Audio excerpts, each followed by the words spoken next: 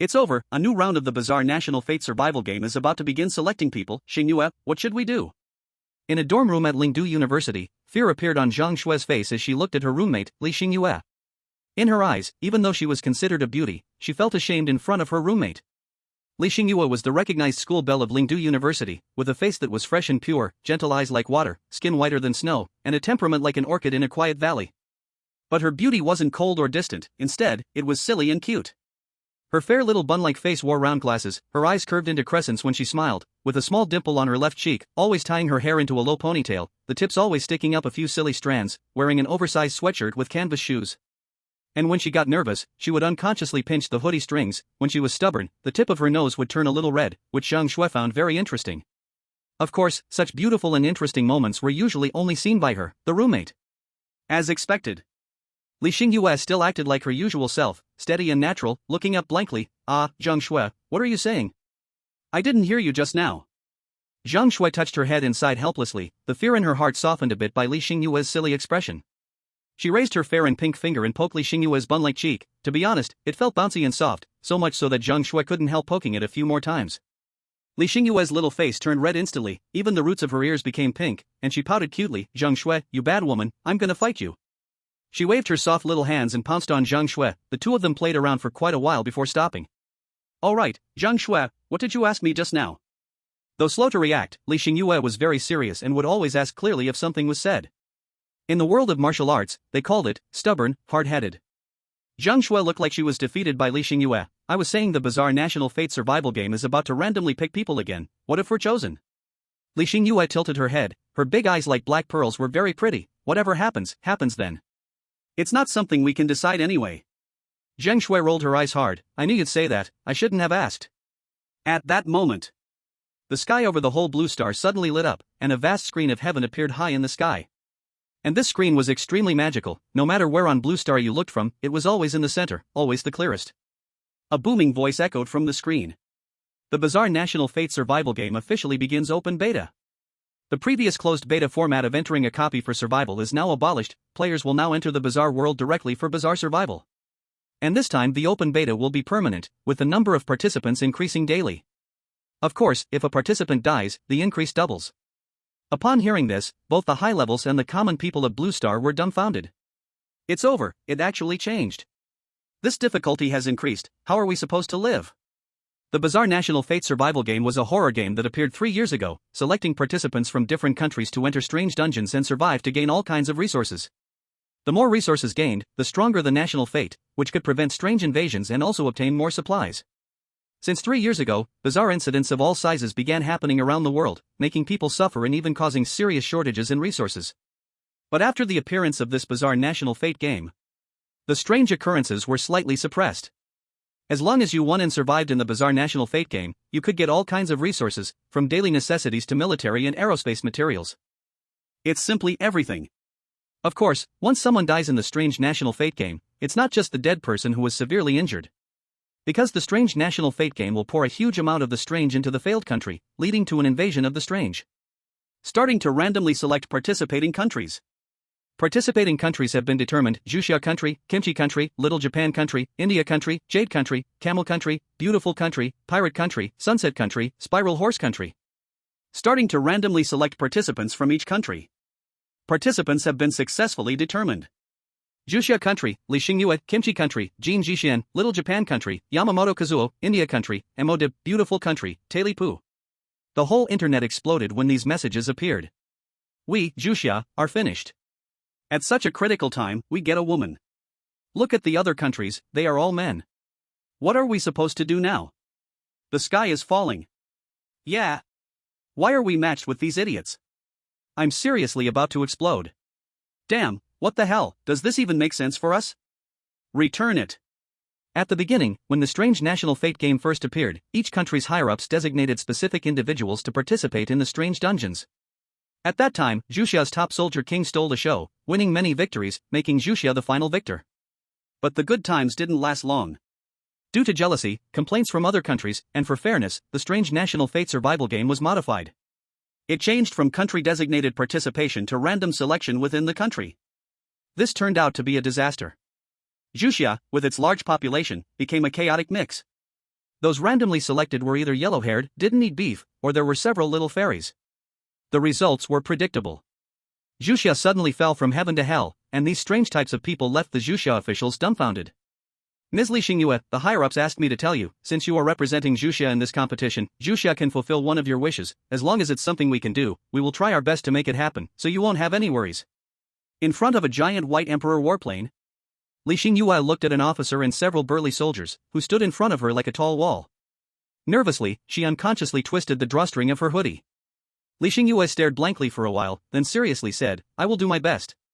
My request is to clear Mo Fan's name, so he will no longer bear the unjust blame. Then, time's up. Li Xingyue instantly disappeared and entered a space. Welcome, participant. You have one chance to select your descent location in the strange world, strange city. Please choose. Descent location 1, Dream Kindergarten. Friendly character, Freddy, the best teacher of the year, JPG, a handsome and charming gentleman dressed in a red suit. Descent location 2, Happy High School.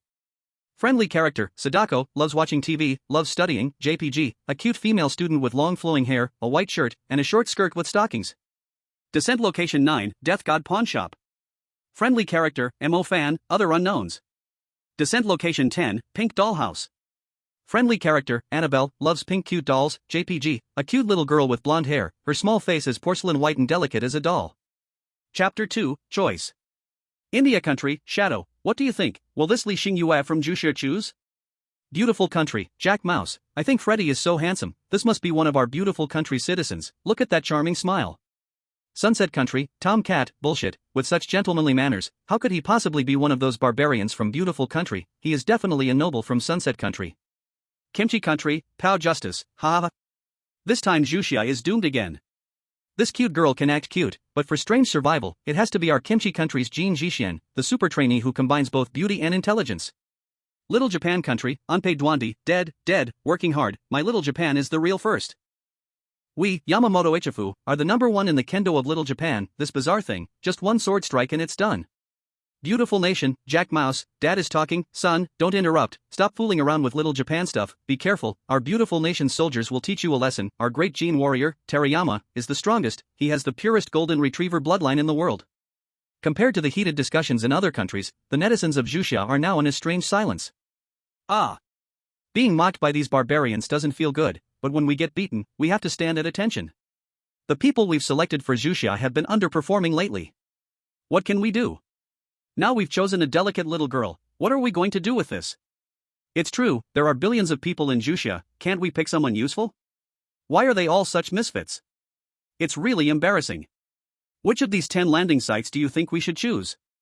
I think we should choose that Pink Dollhouse, it looks like a low-risk area, based on my experience in bizarre survival dungeons, this is a small anomaly, nothing to worry about. Ah. Look, Li Xingyue has gone crazy, she actually chose one. Li Xingyue looked at the 10 available landing sites in the space.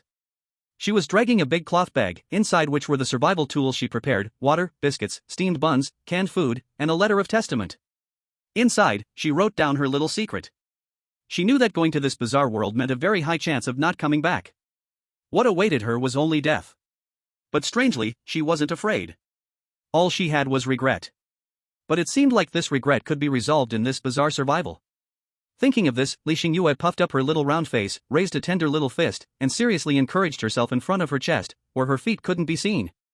Come on, Li Xingyue, you're the best, you can definitely collect enough soul coins and resources to restore Mo Fan's reputation and clear his grievances. Then, she carefully selected the landing spots one by one. Kindergarten. High school. Pawnshop. Dollhouse. Yeah. Pawnshop.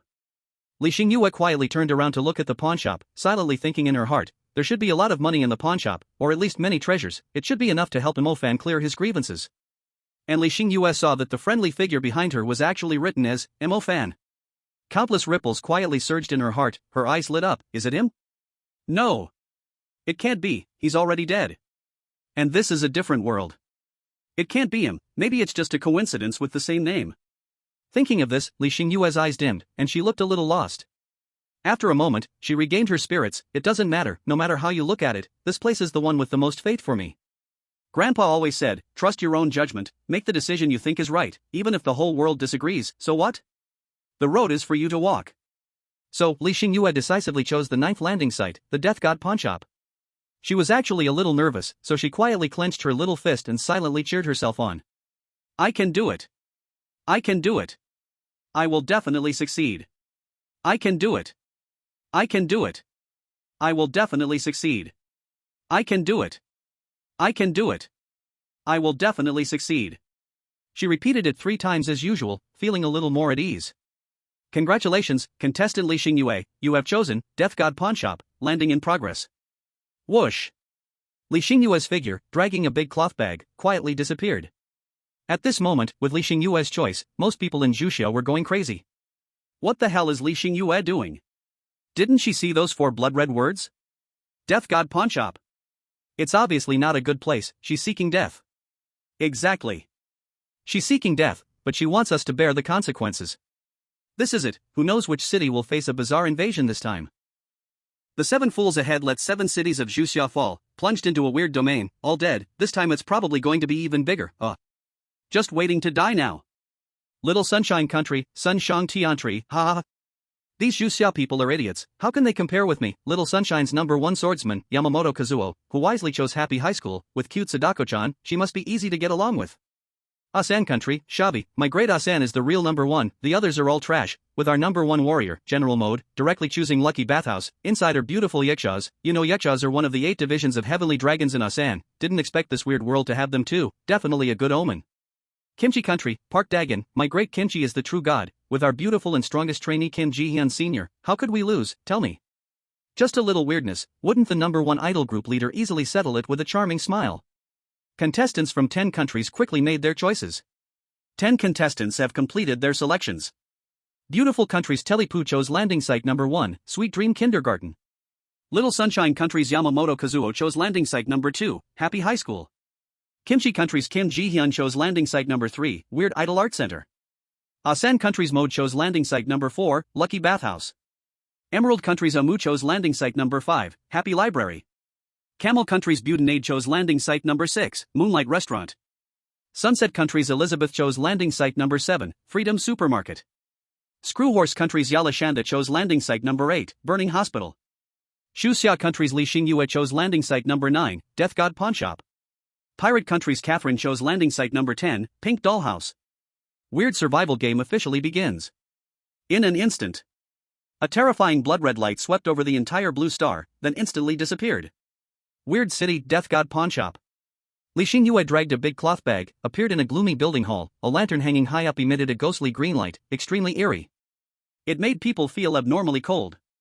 In the hall, bloody and terrifying ghost and god images were carved everywhere, scaring the just-arrived Li Xingyue so much she jumped. Almost screamed out loud. Luckily she reacted fast, hurriedly used both hands to tightly cover her cherry lips, her tender cheeks puffed up, a pair of eyes like containing starry skies darting around. Quietly observing the surrounding environment. At this moment, she saw under a table in the pawnshop a stack of blood-red ghost money. It seemed one of the table's legs was chipped, so the ghost money was used to prop it up. Li Xingyue's eyes widened. Ghost money. Getting rich, with so much maybe I can clear my brother Mofan's name? In the weird survival game, one of the most precious resources is ghost money. According to what she knew, in a weird game copy round, a contestant from Kimchi Country luckily picked up a piece of ghost money, thereby winning that weird survival round. Making the entire Kimchi Country gain lots of resources. Originally those people were starving, no kimchi to eat, but after getting these resources, suddenly noses lifted high, poking at people with their nostrils, showing off everywhere online, smug as hell. Posting pictures of that blood-red ghost money everywhere. Boasting wildly, even mocking Zhuia Country, making Li Xingyue extra furious. She even quarreled with those shameless stickmen online, but sadly her Zhuan language study wasn't solid enough, ended up group mocked. Only because she appeared soft outside but was tough and strong inside, she wasn't affected by them. But because of that, she memorized the ghost money picture deeply. At this moment Li Xingyue's mouth opened wide. Oi, this is too much. Then trembling, legs shaking, walking over in panic. Gently squatted down, wanting to pull out the ghost money, but no matter what, couldn't pull it out. She stood up, discouraged, but happened to see that the drawer beside the pawnshop table was open, and a faint red light glowed from within. Li Xingyue looked closely, and saw that inside were all ghost money. She stretched out her small hand, trembling. 1 sheet, 2 sheets. She shivered as she counted the dark red paper bills in the drawer, each one giving off a faint smell of blood. The four words Ghost Emperor Bank on the bills glowed with golden light, while distorted human faces faintly appeared on the back. At that moment, a cold and ruthless voice sounded behind her. How many have you stolen? Chapter 3, The Strange Heavenly Way cried. This low male voice rang out beside her ear, and icy fingers touched the back of her neck. Wah! Xingyue was so frightened she fell on her butt to the ground, and the ghost money in her arms scattered all over. Looking up, she met Imofan's drooping gaze, his scarlet robe fluttered without wind, and the ghost-headed blade at his waist buzzed like a demon grinding its teeth.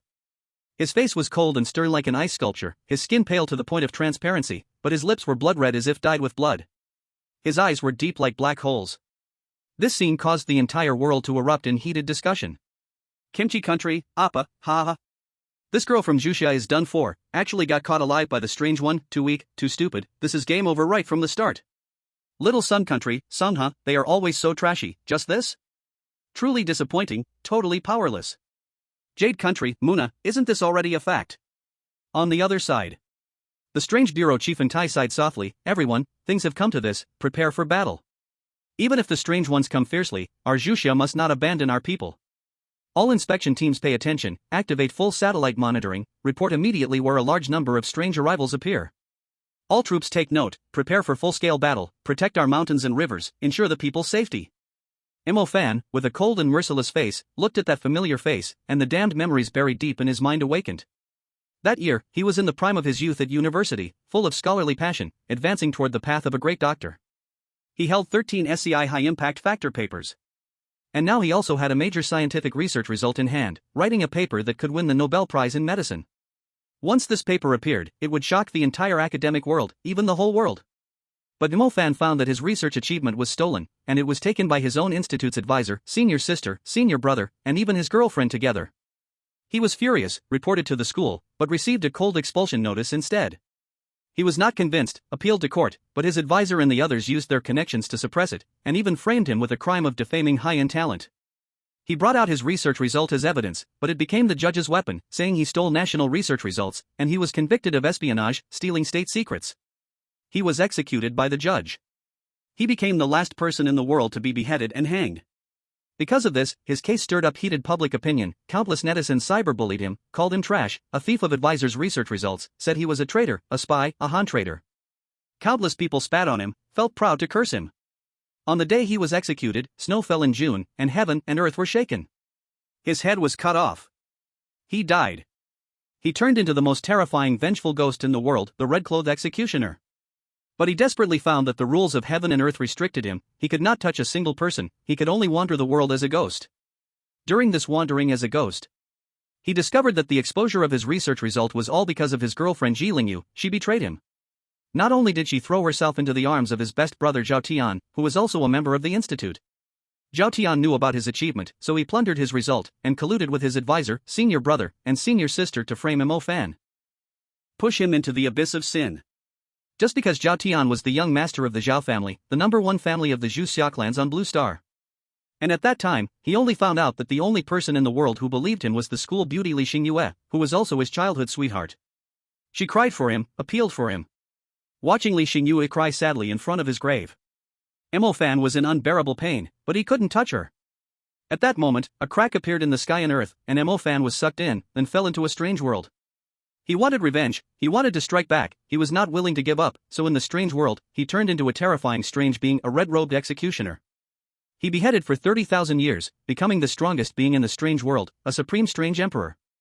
The strange heads he chopped off, just to build a skull monument on a whim, became the biggest wonder in the strange world, also the most dangerous forbidden land, Skull Mountain. However, at that moment, he still couldn't find the road back for revenge. In the end, he was tired of killing, came to this hopeless district in the strange city to live in seclusion and ease his heart, and opened a simple pawnshop. Just now, he felt something unusual. Then he discovered it. A stunningly beautiful and silly woman foolishly tried to steal his underworld money in his pawnshop. And this person shocked him deeply, it was actually his childhood sweetheart, the school beauty Xingyue. This made Imofan frown. Then with a wave of his hand, a path to the origin of the strange world appeared, and he stepped in directly. As he arrived at the place of origin, a black, crystal-clear heart suddenly froze, then became angry, and backed away, like a bullied little kid. Looking at this world's strange heavenly Tao shrinking in fear, Imofan was speechless, then coldly said, "Little prisoner bro, wasn't it just a beating? Wasn't it just using a bit of your world source? Wasn't it just that I couldn't hold back during my breakthrough and almost sucked you dry? Is it that serious? Little prisoner bro, you're actually this petty? You even hid my way home and didn't tell me. Strange heavenly Tao, oh. Facing Mo Fan, this living dad who could beat it up and make it lose teeth, the strange heavenly Tao gave in and transmitted a message into Mo Fan's mind. So in the strange world, 30,000 years passed, but only 3 years went by on Blue Star. The world of Blue Star was protected by a special power, rules of reality, temporarily making it impossible for powerful strange beings to break through. To swallow the real world, this power must be erased first. Originally, this power was perfect and without any loophole. Even the strange world couldn't find a way to invade. But then Mo Fan, this special strange being, was born. He turned the impossible into possible. And Mo Fan was actually the beginning of the collapse of the rules of reality, the source, the first strange born from it. Revenge, once he fulfilled it, the rules of the real world would repair, and his resentment would disappear. This was the loophole in the rules of reality. Only if Mo Fan solved it himself could the rules return to perfection. So the strange heavenly Tao directly pulled the rug, threw Mo Fan into the strange world, made him the anchor. As long as his resentment remained, the real world's loophole wouldn't disappear, and it could invade through this crack. And this power needed to pull in the anchor, keep eroding, and it was also a power of human hearts. People's hearts turned, gradually accepting the strange, so the strange National Fate survival game appeared. When you stare into the abyss also stares into you. The strange things enter the hearts of everyone, and the rules of reality will completely collapse. The more you understand the strange, the deeper you go, the faster the strange invades. The strange world will fully arrive. Who would have thought, while it was busy dealing with Blue Star, setting up the strange National Fate survival game, running all kinds of strange dungeons, it neglected its own world and ended up raising a true god at home. Mo Fan turned over the life of a lowly farmer and sang a song, after 30,000 years in the strange world, from servant to master, now daring to slap the supreme strange heavenly Tao in the face. The strange heavenly Tao was stunned. It never expected that Mo Fan, just as a special guiding marker, would become so unique. Originally, it only wanted Mo Fan to serve as a guide and allow the special powers of the Blue Star world to remain flawed, unable to be the perfect tool. But now, Mo Fan was on equal footing with it, and in some ways, even more flexible and powerful than it was. Now, even if it wanted to interfere, it couldn't. So, the strange heavenly Tao turned a blind eye, no longer cared for Mo Fan. After the strange world's game matured, it launched the public test, which marked the official invasion step. This was when Xingyue and the others arrived. Mo Fan touched his chin, a look of realization on his face. He glanced at the strange heavenly Tao. So that's how it is. Guiding marker, flaw. I knew it, you little brat, how could you be so kind, setting up a game to help humanity, you really know how to play. But, this move suits me just fine, I won't say anything more about you. Next time there's something big happening, consult with me first.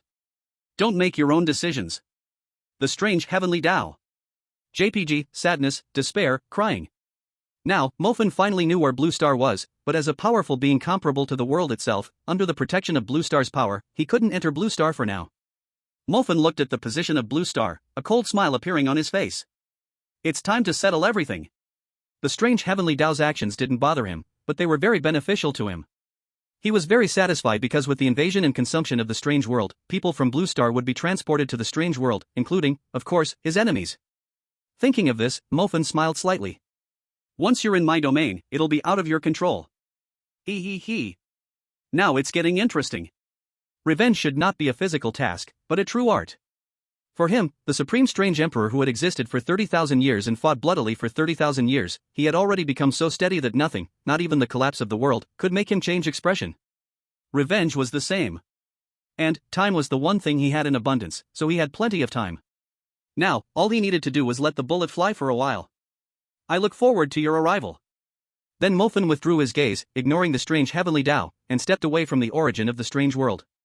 He arrived behind Xingyue, who was trembling while sneaking the ghost coins. Seeing Xingyue's silly, innocent look, Mo Fan couldn't help but play a prank, leading to the scene at the beginning. At this moment, Xingyue, who was already trembling, didn't know what to say anymore. She was both scared and shocked, filled with fear. Because Mo Fan's appearance had changed so much after 30,000 years of tempering, she didn't recognize him. So, when she saw the terrifying red-clad strange figure before her, she could only suppress her fear and stammered, I just wanted to borrow some props.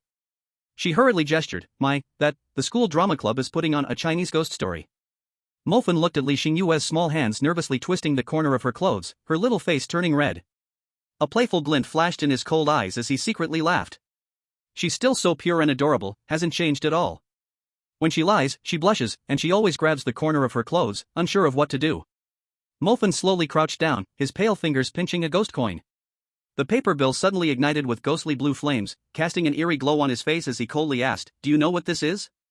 Li Xingyue swallowed hard. High-quality counterfeit? It's money for buying life. He sneered, one of these is worth 10 years of your life. The air froze. Li Xingyue was stunned for 3 seconds, then suddenly pulled out a crumpled 50 yuan bill from her pocket and slapped it on the table.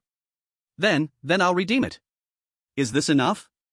Mofan stared at the bill with Chairman Mao's face, his lips twitching slightly. The ghost head knife, silently turning away pretending not to see it. The next second, all the drawers in the pawn shop suddenly popped open. Thousands of ghostly banknotes surged like a blood wave, forming a line of words in the air. Steal 1, pay 100, work to repay debt. Li Xingyue, is it too late to act in Spirited Away now? Mofan grabbed the back of her collar, his voice extremely cold, but hiding a barely noticeable smile. From today, your life is mine. You will wipe the knives, work. Hey, what should I do? Falling into the hands of this blood-clad Zhuia, I'm probably in a countdown to death under the control of this strange, fierce-looking man. Think positive, at least I'm not dead on the spot. That's a sign of hope. How many people died as soon as they encountered the strange? After all, this is a strange survival game. As long as I'm alive, it's a victory. True, saying it like that doesn't seem wrong. While the online users of Zhuia comforted themselves, people from other countries barged into Li Xingyue's exclusive strange livestream. Pickled cabbage country, Kaijen, how pathetic are you people from Zhuia? Truly embarrassing, such an ostrich mentality, but then again, not everyone is as outstanding as our great pickled cabbage country. Little Japan, Chuantang, the pickled cabbage trash above, your country is left with only pickled cabbage and you still have the nerve to say this? Our little Japan is the most outstanding. I'm so glad to see the people of Zhuia being so sensible. Well done, keep it up. On the other side. The golden-haired man arrived at the place he chose to descend upon. He looked at the bright and beautiful buildings ahead, his eyes lighting up, and his expression filled with arrogance. I wonder where this strange gentleman Freddy is right now. I really want to have a gentlemanly meeting with him. Establish free communication between humans and the strange. Become the first person to break the ice between the strange and humanity. Hearing the golden-haired man's words, his die-hard fans immediately began discussing fervently. As expected of our proud, powerful genetic warrior, this speech is so domineering, the momentum, the authority, I admire him so much. The great genetic warrior, Golden Hair, is our hope. He will surely lead us to dominate the strange world, establishing glory, and planting our sacred flag in the strange world. The golden-haired man wandered around this luxurious place for a while and couldn't help but frown slightly. This place looks so spacious and bright, yet not even a shadow of a person can be seen. Has this strange gentleman Freddy been scared by my overwhelming aura? Is he afraid of me, not daring to meet me? Sigh. This is troublesome. A person as exceptional as me never expected that there would be a day when the strange world would fear me. While sighing, the golden-haired man suddenly felt a bit drowsy. His eyelids were fighting to stay open. His expression quietly began to show signs of fatigue. He couldn't handle it. He directly plopped down, walking proudly and confidently into the kindergarten director's office. Stepping into the director's office. The warm gold and creamy white interwoven in a light luxury tone greeted him. The floor was covered with imported marble pattern tiles, with delicate veins radiating a soft luster. The walls were painted with an artistic pearl mother-of-pearl texture, glowing with a gentle halo under the reflection of crystal chandeliers, with bronze relief wall ornaments decorating the corners, subtly hiding an air of nobility. Right in front was an extravagant matte black solid wood desk, with a genuine leather armchair. To the left stood a full-height glass display cabinet, containing honor certificates with gilded frames, crystal trophies, and several miniature enamel-painted potted plants. On the right side, the wall hung a hand-embroidered panoramic city map, with meticulously detailed stitches, showing extraordinary taste. Next to it, there was another side room. It held a 3.2-meter-wide luxurious big bed, velvet fragrant quilts and pillows, giving off a faint aroma. Ha ha ha. It really is that as soon as I felt sleepy, a pillow appeared. This bed must have been specially made for my robust physique, right? Could it be that this strange gentleman Freddy knew I was coming and just changed the bedding? Then I won't be polite. The golden-haired man naturally walked to the side, constantly praising. Just as he sank into slumber, his consciousness suddenly jolted, waking him up suddenly. He opened his eyes. To his surprise, he had silently arrived in an abandoned factory filled with steel, with magma rolling around, sending waves of heat. Strange mist floated around, giving off a chilling feeling. The place was desolate. There were no fresh footprints on the ground, and there were many scratches on the walls. Even on the steel walls, there were still traces of scratches. And most of these scratches appeared in groups of 3 or 4. The golden-haired man was stunned. Where am I? I was just sleeping, wasn't I? At this moment, he saw the strange scene in front of him, and he was filled with doubt. Suddenly, a figure dressed in a blood-red suit appeared, wearing a deep blue trench coat, and his hands were steel claws. His face was hideous, covered in blood blisters and scars, as if he had been through a frying pan, clearly severely burned, with muscle tissue exposed in multiple places, and his facial features were distorted, with parts of his face missing. His eyes glowed with eerie red light. He silently grinned in a hideous way, and a rough, harsh sound, like nails scratching glass, echoed. Welcome to the world of our dreams? The appearance of this figure startled the golden-haired man, who almost fell to the ground. His face changed dramatically. What kind of strange thing are you? Freddy smiled coldly. My good brother, your words hurt my feelings. Weren't you looking for me? Didn't I come here? Why does it look like you're not too happy? The golden-haired man's pupils contracted. You are Freddy. Weren't you supposed to be a handsome and elegant gentleman? Why do you look like this? He. Strange things have to keep up with the times. Using your human words, this is called photoshopping, isn't it? Otherwise, why would you choose to come here? Come. Embrace your death. Freddy's claws silently scraped against the steel wall, sending out countless fiery sparks, as he slowly walked toward the golden-haired man, his expression strange and hideous. Ah! Don't come closer. The golden-haired man's face turned pale as he looked at the deep scratches on the steel around him. Now he understood what was happening. His proud, rebellious demeanor was gone, replaced by sheer terror as he fled for his life. Freddy grinned hideously, chasing relentlessly. Little darling, don't run. Let me slice you into pieces. Chapter 5, Happy High School. What the heck? What kind of weird thing is this, so scary, it almost scared me to death. I nearly crashed into a power pole. Old buddy, watch out, if you don't follow the traffic rules, your loved ones will cry 2 lines of tears. Actually, it's normal for him to be scared. Look at this strange thing, his whole body looks like it's been burnt, even the skin's gone, and he looks so hideous and terrifying. This has to be said about the strange MO fan that Xingyue chose. Though he looks a bit cold and high maintenance, he's really handsome. This makes sense, this guy is worse than trash, strange things should die, the weird stuff the golden-haired man encountered is probably worse than death. Who do we blame? This is their own choice. Before, Sunset Country and Beautiful Country were fighting over the ownership of this strange thing, now they've gone quiet, aren't picking anymore, ha ha, I'm dying laughing. Ha ha ha. This is your Beautiful Country's warrior, really dying laughing, a clown, seriously a clown. Beautiful Country's coward, now why aren't you talking? Come and fight. Old buddy, you're right, this is the so-called strange gentleman they boast about, handsome and elegant, ugh, just seeing it almost made me puke. This terrifying hellish appearance, only Beautiful Country could bear it. This golden-haired man is really putting on an act, spouting a bunch of nonsense, but when trouble comes, his true colors show, what a fool, verified. Don't you all understand these crooked countries? What do they do all day? The black can be said to be white, and the white must be said to be black. Listening to them speak, you can only hear it backwards. This is experience, everyone remember it well. Everyone, go quickly and take a look. The Little Day Country has also dropped heavy news, it's so exciting. The Strange City, Happy High School. Yamamoto Kazuo carefully held his sword with both hands, carefully observing the school. The French parasol trees in front of the school gate, the texture on their trunks is also extremely unusual, as if someone deliberately carved mysterious symbols with sharp tools. Under certain specific light angles, they even faintly emit a dark red glow. Yamamoto Kazuo coldly smiled, it seems this place is a bit interesting. He walked into the teaching building. A faint smell of decay lingered in the corridor, and no matter how much the ventilation was tried, it could not be driven away. The desks and chairs in the classroom seemed neatly arranged, but upon closer inspection, each desk and chair had worn edges, as if countless invisible hands had repeatedly rubbed them. And those windows, although the glass was clean and bright, always gave the feeling that there was a layer of faint mist obstructing the view. Looking through the windows at the playground outside, sometimes you could see blurry figures wandering in the empty field, but when you focused, they were gone. Oniai-chan, this place seems wrong, won't Miss Sadako be very scary? I really worry for Yamamoto-kun. Don't worry, do you think it's like that Beautiful Country's blonde, encountering such terrifying weirdness, not only ugly but also mentally twisted? I feel this is just a matter of probability. Didn't you see that woman from Zhuia? The weirdness she encountered wasn't too bad, she was also handsome, just a bit cold, but there was no danger. I feel like my Yamamoto-kun's luck can't possibly be worse than that silly woman's. Indeed, the one upstairs is right, I agree.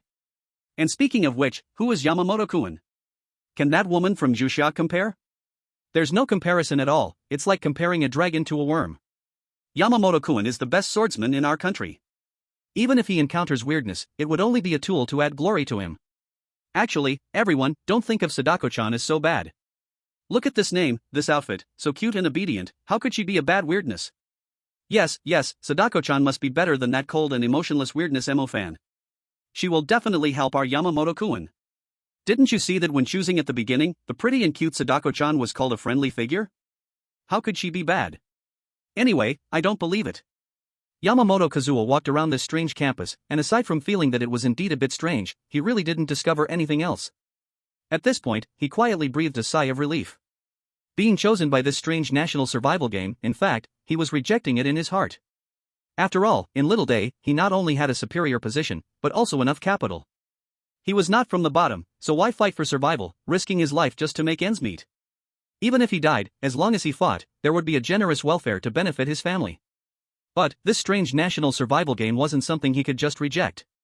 He could only force himself to face it. Although he was still quite confident in his own strength. But he had seen too much, after all, this strange thing was not easy to deal with.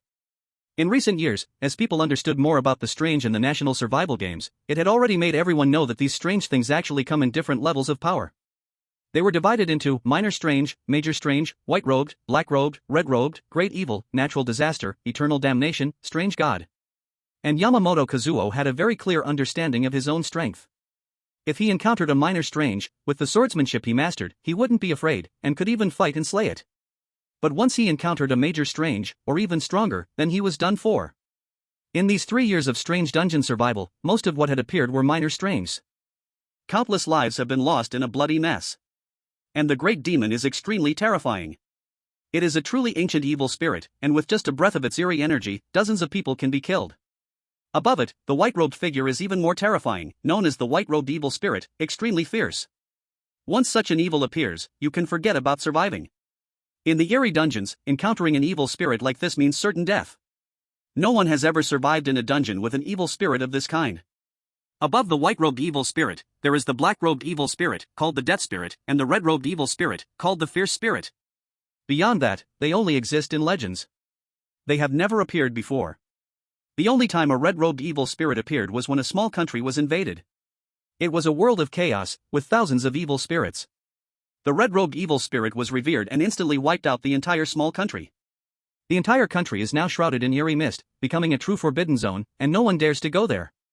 It is said that this mist is actually a domain controlled by the red-robed evil spirit, hiding time and space changes. So, the red-robed evil spirit is also known as the true king of evil spirits. It can command all evil spirits. And now, he is among the first group of people entering this eerie world to survive. He doesn't know much about it, so all he can do is pray that this so-called Sadako is just a small evil. At this moment, as he walked, suddenly, a sound of a bell rang out. Yamamoto Ichifu frowned. What's going on? He listened carefully, and found that the sound was coming from a classroom ahead. Who? He suddenly exhaled twice, gathering courage for himself, and quietly arrived at the door, gently placing his hand on the classroom's doorknob. Chapter 6, Destroying Property. Oh my god, hearing such a creepy bell sound in this environment is really terrifying. It almost made me pee my pants just now, but Yamamoto-kun is really calm. I was scared too. Just now the landlady said I was useless and was going to fire me, all because of that creepy bell sound. Yamamoto-kun, you must take revenge for me. Life is short, isn't that normal? Revenge? It's a congenital defect, no saving. Exactly, but that bell sound was really scary. Looks like this little one is done for. In comparison, we're still lucky, right? We met an evil spirit that's not only handsome but also not so terrifying. No comparison, no harm. What you said is really true, you know? I heard that beautiful golden-haired one is still being tormented by the evil spirit, with scratches all over his body. It's terrifying. I can't even bear to look. Ah! This evil spirit is a freak. How can it have such a bad habit? The person upstairs must be a fool. It's already an evil spirit. It's inherently abnormal. I think that Mo-fan is the one who is truly abnormal. We'll see. This evil spirit definitely has a trick up its sleeve. How could an evil spirit ever spare humans? I've never seen it. What the person upstairs said is true. I think Mo fan is a little suspicious too. Maybe this evil spirit follows some rules like dungeon spirits. As long as it hasn't been violated, it won't kill. But once it does, Xingyue is done for. Look, this little one opened the door, I'm going. Happy high school outside the classroom. Yamamoto Ichifu hesitated outside for a while, his face changing several times. Finally, he stood sideways against the wall, using it as cover, holding a knife in one hand and reaching out with the other to open the door. Creak. The door quietly opened, and Yamamoto Ichifu glanced inside. There were only some desks and chairs, nothing else. The ringing sound he heard was coming from a black phone on the podium. At this moment, the phone on the podium kept vibrating. The sound of the bell rang in waves. Who? Now that he saw it was just a phone causing the noise, Yamamoto Ichifu finally relaxed a bit and exhaled a sigh of relief. He then walked into the classroom. Creak. The classroom door gently closed. Yamamoto Ichifu slowly walked toward the podium, the sound of his leather shoes echoing with creak creak in the silent classroom. Outside the window, it was unclear when light rain began to fall. Raindrops tapped on the glass, like countless tiny fingers gently scratching. His shadow was stretched long under the pale light, twisted and cast onto the blackboard. When he picked up the phone, a bone-chilling cold shot up his spine from his fingertips. The phone screen suddenly lit up, the glaring red light stood out in the dim classroom. The few blood-red big characters on the screen seemed to be wriggling. Yamamoto Kazuo. Found you. Below the writing, dark red liquid seeped out, slowly flowing down the screen. With a thud, a drop of thick liquid fell onto the podium. Yamamoto Kazuo was terrified to realize it was not an illusion. The liquid gave off a strong smell of rust, it was real blood. His breathing suddenly became rapid, a strange whispering sound filled his ears, as if coming from a faraway place, or directly from inside his head. Suddenly, the image on the screen twisted and deformed, and a woman in white slowly appeared from the pixels. Her face was swollen and pale, like it had been soaked in water, the corners of her mouth torn back to the ears, revealing jagged black teeth. The most terrifying part was her eyes. There were no pupils, only two blood-soaked black holes. Found you. Her voice came from the abyss, every word echoing with a chilling sound. The phone screen began to crack, black liquid seeping from the cracks. Yamamoto Kazuo wanted to retreat, but found his legs were as heavy as if filled with lead. At that moment, a grayish-blue hand suddenly pierced through the screen. The fingers were unusually long, the nails dark and sharp, gripping his tie tightly. He smelled a stench of rotting flesh, and saw that the wrist of the hand was wrapped in a blood-soaked red rope. No, he struggled desperately, but heard a sizzle sound. As his tie was torn apart, more arms reached out from the phone. The head of the woman in white twisted at an impossible angle, squeezing out of the narrow screen. Her neck stretched like a snake, making a crack-crack sound as her bones dislocated. Suddenly, a violent wind surged in the classroom, and all the doors and windows slammed shut by themselves. The female ghost's body poured out of the phone like liquid, her rotten body exposed under the white clothing, maggots falling from her eye sockets. Her laugh was sharp and piercing, echoing through the closed space. Come join me, come underground, join me. Yamamoto Kazuo staggered backward, knocking over the podium. His back slammed into the cold wall, and he looked in despair as the twisted figure fully crawled out of the phone, leaving a foul-smelling black sticky liquid on the floor, slowly crawling toward him. Damn. This is terrifying. Yamamoto-kun is finished. This is a white-clothed ghost, too terrifying. Why does my little life have so many disasters? Why did I encounter a white-clothed ghost? Why is the weirdness we encounter so different from the weirdness in other places? Why isn't ours more normal? Why does it look like this terrifying thing? I don't accept it. Right, exactly, I don't accept it either. We should report it, complain, expose it, file a lawsuit against Lianhe country. You guys, the little people above, aren't you sick? How can Lianhe country manage this? This is Crossworld. You guys are really defying the heavens. You can even manage the weirdness. This is not wrong. Why don't you say the weirdness broke the phone, destroyed public property, made the classroom dirty and chaotic, should be re-educated? Ha ha ha ha. You guys made me laugh so hard. The weirdness needs to go to night school, so fun, can't operate without a license, but who knows if the weirdness world requires a degree, maybe without a degree they can't find a job. What does the weirdness need a degree for? Can they even work? Probably only butcher jobs are available. Ah, you guys are so bad, mocking the little people until they can't speak anymore. Sigh, the little people really have weak endurance. This can't be. They were raised on radiation and drank polluted water, their endurance should be incredibly strong. Taking on the bazaar alone shouldn't be a dream. Why are they so weak? I know. They are preparing for a counterattack to dazzle us with their eyes, so they're pretending to be weak now, faking being small. I get it. Chapter 7, T-Art vs. The Bazaar. Site 10, The Pink Dollhouse. When Catherine entered the pink dollhouse, she was immediately captivated by the various pink dolls inside. These dolls came in different sizes and were exquisitely crafted. Oh! Unbelievable! These dolls are so beautiful. I love them so much. I can't believe such clever dolls exist in this bizarre world. However, at this moment, she quietly noticed that although the dolls came in different sizes and races, without exception, each one had eyes filled with pain and fear, as if they were alive. Catherine was shocked by this thought, but when she looked again, her face instantly turned pale. Because she realized that these dolls were eerily watching her. No matter where she moved, their eyes followed her. Frightened, her legs went weak, and she started to back away, wanting to escape. Click! The door to the pink dollhouse quietly closed. At this moment, a pink princess doll suddenly jumped out. Her face was pale white, with blood-red lines covering it. Her eyes held an eerie smile. Since you like these dolls so much, surely you want to be one of my dolls too. Catherine's eyes filled with terror. You are Annabelle. I don't want to be a doll, please let me go. When Annabelle heard Catherine's words, she instantly became furious. Anyone who doesn't want to be a doll is no good.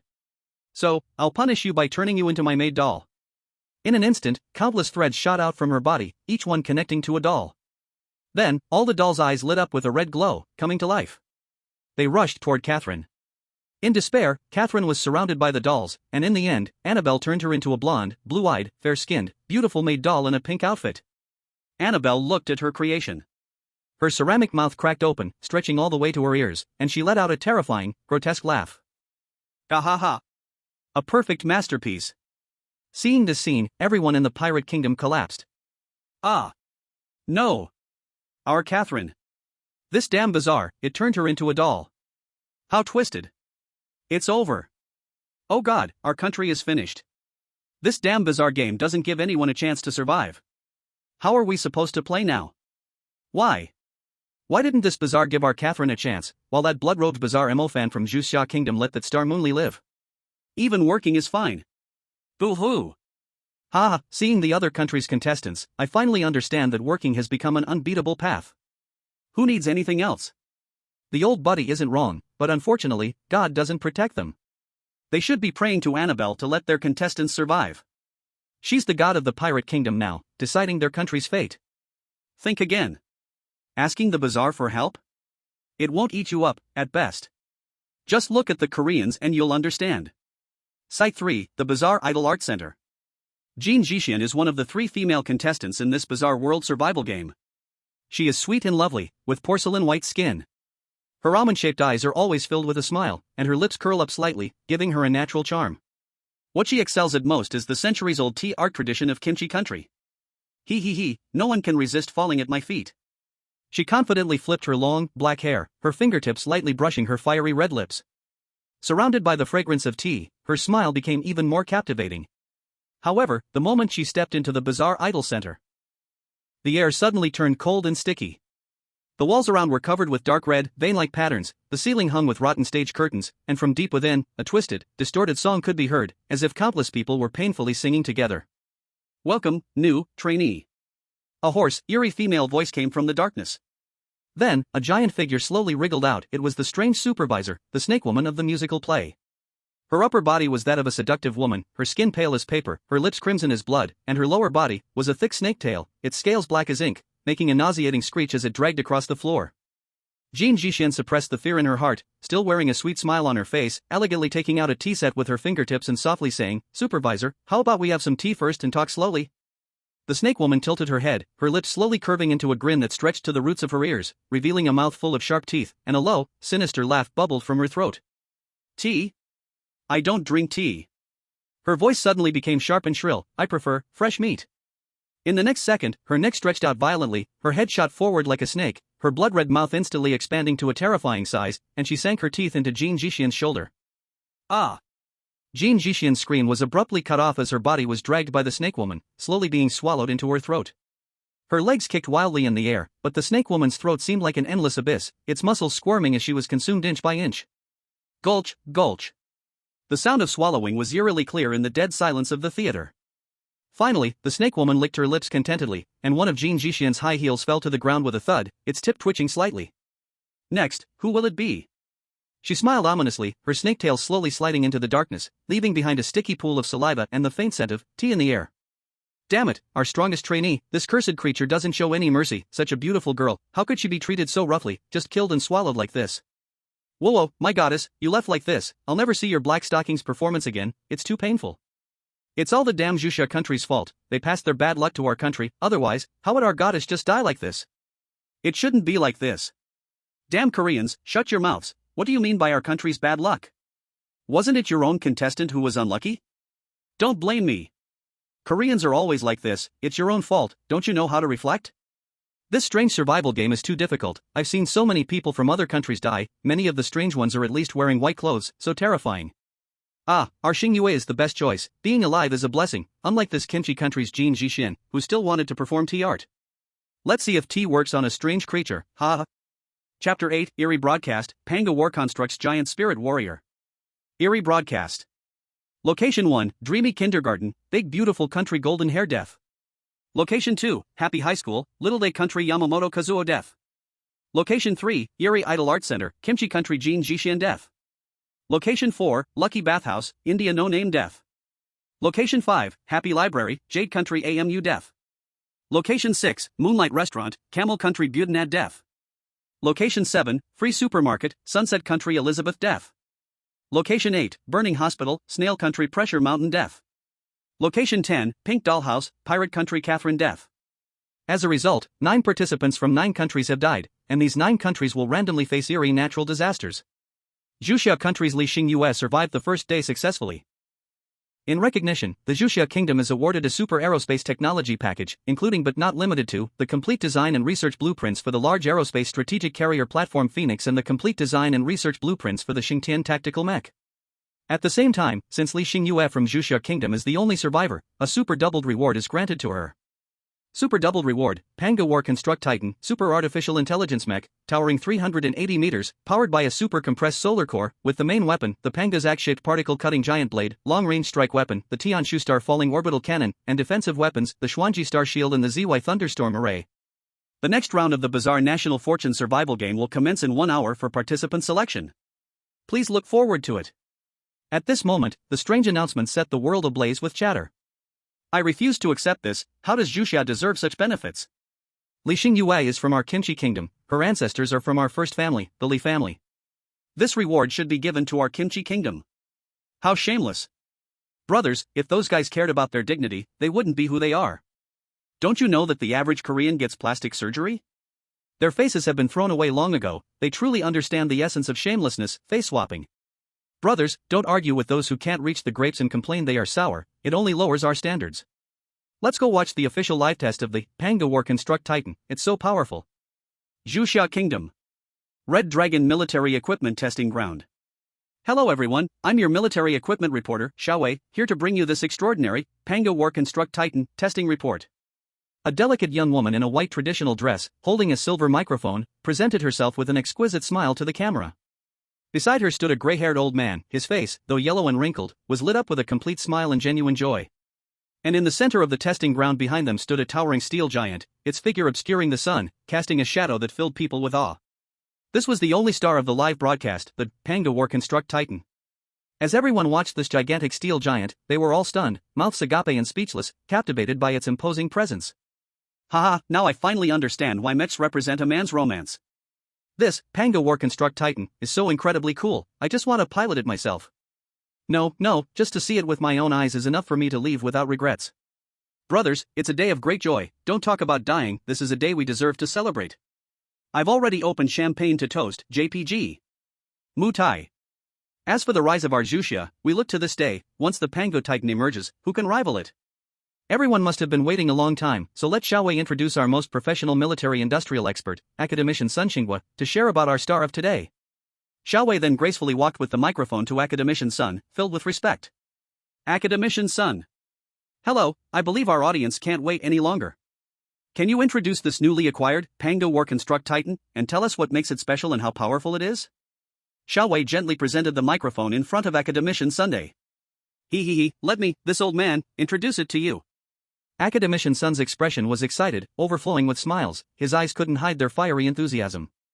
Before I begin, I want to express my gratitude to Xingyue, who has struggled in the bizarre world. It's because of her that we have this opportunity to rise.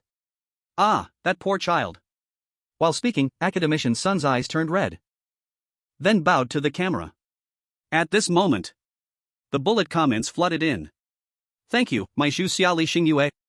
Thank you, my Zhuia Xingyue. Thank you, my Zhuia Xingyue. Then, Academician Sun became serious and began to introduce. This, Pangu War Construct Giant Spirit Soldier, is 380 meters tall, surrounded by composite armor plates made from almost incomprehensible special materials, which even thermal pressure shells cannot harm. On its shoulders stand huge energy shield generators, resembling ancient mythological bronze giant shields, and when activated can deploy a hemispherical energy barrier with a diameter of over 100 meters. Its back is equipped with 4 giant thrusters, which expel plasma flames during operation, allowing the giant spirit soldier to traverse the battlefield at an amazing speed, with a maximum speed of up to 100 times the speed of sound. Its core energy source is a super-compressed solar core, a perfect crystallization of technology and cosmic energy, a technology that current humanity can barely reach. The core is placed in a specially designed force field container in the chest of the giant spirit soldier, compressing sun-like massive energy into a relatively small space through special constraint technology. Inside the core, a controllable nuclear fusion reaction continuously occurs, providing an endless source of massive energy, not only powering all systems of the giant spirit soldier but also supporting its use of various powerful energy weapons. When energy is abundant, the surface of the core emits a dazzling golden light, with plasma swirling visibly within, resembling a miniature sun beating within the chest. At the same time, the core is equipped with multiple layers of redundant protection systems to prevent energy leakage or loss of control, ensuring the safety and stability of the giant spirit soldier in battle. The netizens blinked in disbelief. I don't understand, but I just know one word: awesome. Besides being shocked, I can't even speak. To put it simply, this is black technology, and now it is the true champion of Blue Star, the king of war, surpassing nuclear weapons, becoming an unparalleled deterrent to the world. Indeed, please forgive me as a leftover fish from 9 years of mandatory education. I can only say, Pangu War Construct Giant Spirit Soldier, why this? Chapter 9, let me take a look at the scenery of Blue Star. Just listening to me talk data is a bit dry. I believe everyone is looking forward to a practical test of the Pangu War Construct Giant Spirit Soldier. Academician Sun smiled brightly, his eyes nearly squinting into slits. Right now, we are preparing for a global cruise maiden flight, letting it personally measure the size of Blue Star. Tell me, does everyone want to see it? Upon hearing Academician Sun's words, the comments section immediately exploded. I can't believe it, I'm so excited, this is great. I never expected my Xiao to have today. Hurry up and start, I can't wait, just thinking about it feels awesome, raising the reputation of my Xiao. We're serious this time, where's the War Ignorance Bureau? Hey, we should keep a low profile, we are still crawling at a turtle's pace in a developing nation, we can't be too flashy. After reading other people's comments, I just want to ask, is it really that hard to admit that your own country's technology is strong? Ring in equal to. It's okay, being modest is also good. Much less than. War Ignorance Bureau, our 6th generation aircraft is not a traditional 6th generation aircraft, it's just an improvement based on the J-20, not at all like the media reports it, don't get the wrong idea, and this mech is just a big toy. For all. This reminds me of a netizen's comment. Strong air force in the South Asia dominates. Bullies the little sheep. Mysterious confidence glows. Dirty means of cutting off water. Stealing homes at dawn wanting to make a name. Flying the Rafale fighter to breakthrough. Dogfighting and missile victories are glorious. In the end, the little Gallic dragon breaks through defense. All is well if the brothers negotiate. Otherwise, my business would be ruined. White elephant calls out without worry. The final payment hasn't been made. Exactly right to default. Earn comfortably. In battle. Fragrant. Time to make money again. Ha. The person upstairs is really talented, but I like it. Brother San, my plane was not shot down, it crashed by itself. Hashtag. This time, it's not the small roll of the little third, but, those who understand, JPG, dog. Academician Sun glanced at the barrage, the smile on his face became denser, This group of netizens is very active. But since everyone is so eager, I won't spoil the mood, let's get started. Immediately, Academician Sun took out a small startup device, placed it near his mouth, and spoke. Pangu, activate. Beep. In an instant. The huge figure behind Academician Sun, 380 meters tall, emitted a blue arc from its eyes, then suddenly stood up, looking at Academician Sunday. Its steel arm moved. It raised one hand to its chest, bowing like a gentleman to Academician Sunday. Detected that the authority holder has issued a command. Pangu is here to serve you with all its heart. Wow. This is real artificial intelligence. I thought I would have to drive it myself, which means it can fly itself, automatically patrol. No, the one upstairs is wrong. The robot's life is also a life. Of course Pangu drives itself. Oh, intersection. Oha, good. Academician's son gently waved at Pangu. Hello, Pangu. The Pangu war construct giant spirit soldier also waved back, its massive steel palm swaying in the air like a large shadow, making people shiver. Greetings, authority holder. Please issue a new command. Pangu will do its utmost to fulfill it. Academician's son laughed. Pangu, it's not so serious, we don't need to do that, but I want you to help me take a look at the scenery of Blue Star. Can you do that for me? Of course. Following your will. The Pangu war construct giant spirit soldier bowed again, then truly activated. Boom.